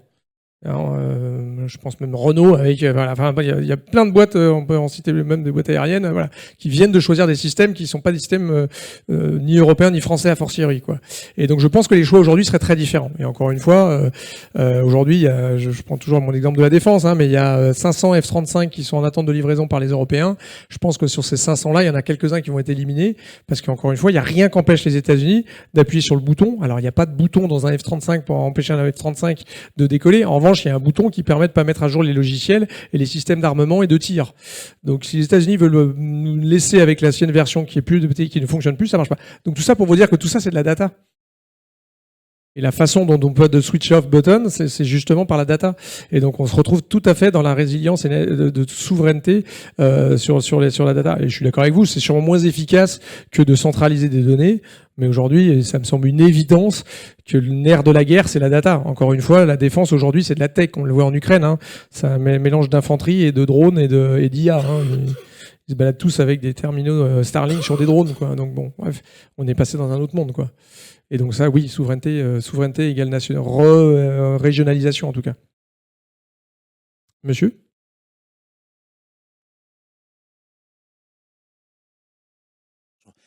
Vous évoquez les tendances et d'un côté, après avoir présenté les chiffres d'inflation, est-ce que ces tendances, ces méga tendances par exemple climatique ou de réinternalisation, de reverticalisation des chaînes d'approvisionnement, comme vous disiez à l'instant, est-ce que c'est intégré, est-ce que c'est chiffré et intégré à vos estimations à vos estimations chiffrées économiques ou bien pas encore?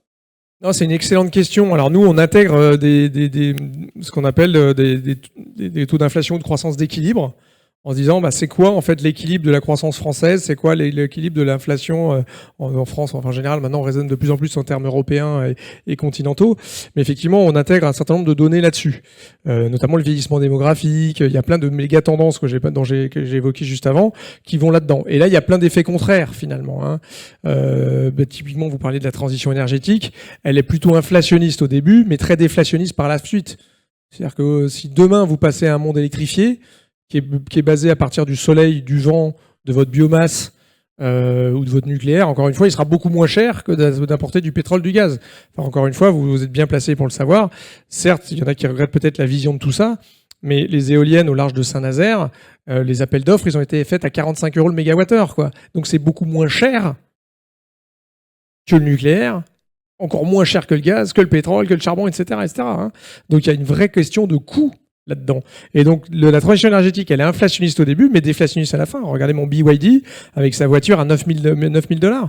Aujourd'hui, regardez la R5 qui sort, elle est pas si loin d'une Clio thermique. Et surtout, c'est parce qu'elle est plus subventionnée, parce qu'elle a pas su, on pourrait tout à fait imaginer que ce truc-là, dans 10 ans, soit beaucoup moins cher. Encore une fois, une voiture électrique, pour faire 100 km, elle coûte 2 fois moins cher à l'usage qu'une voiture thermique.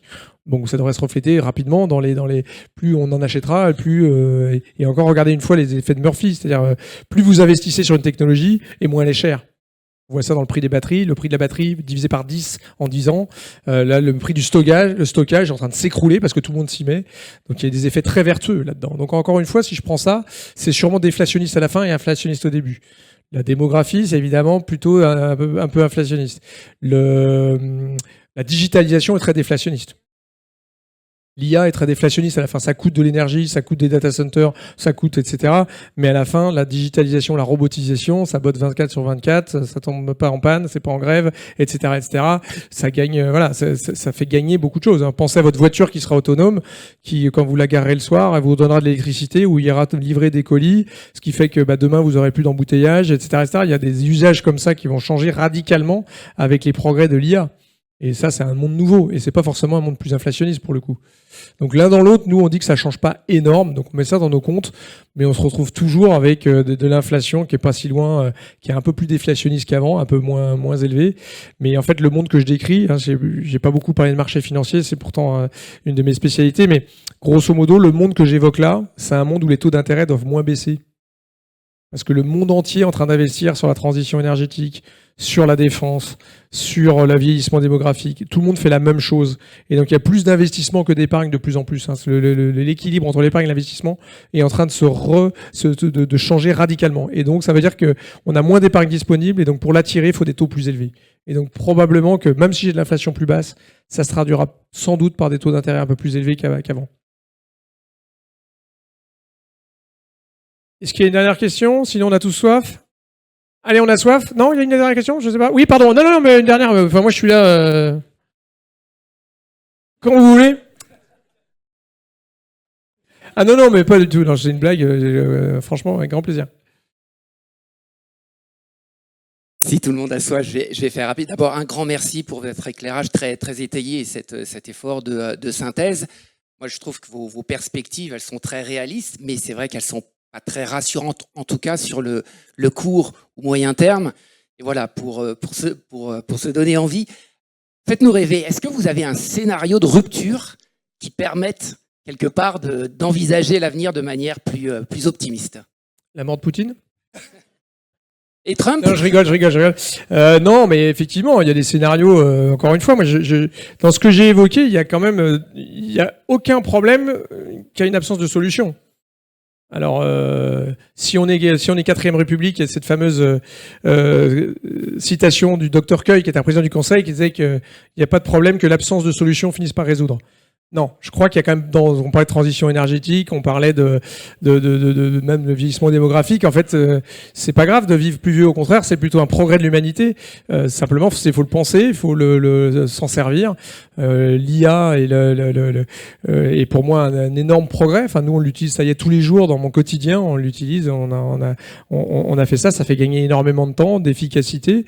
Bon, je consomme moins de stagiaires, mais mes stagiaires, ils font des trucs beaucoup plus intéressants, je pense, que de me faire une synthèse du rapport Draghi. Donc, voilà, encore une fois, ça remet l'humain au corps de tout ça. Donc, pour répondre à votre question, ça me semble pas un scénario où tout est noir, parce qu'il y a des solutions à tout. C'est ça que je veux dire.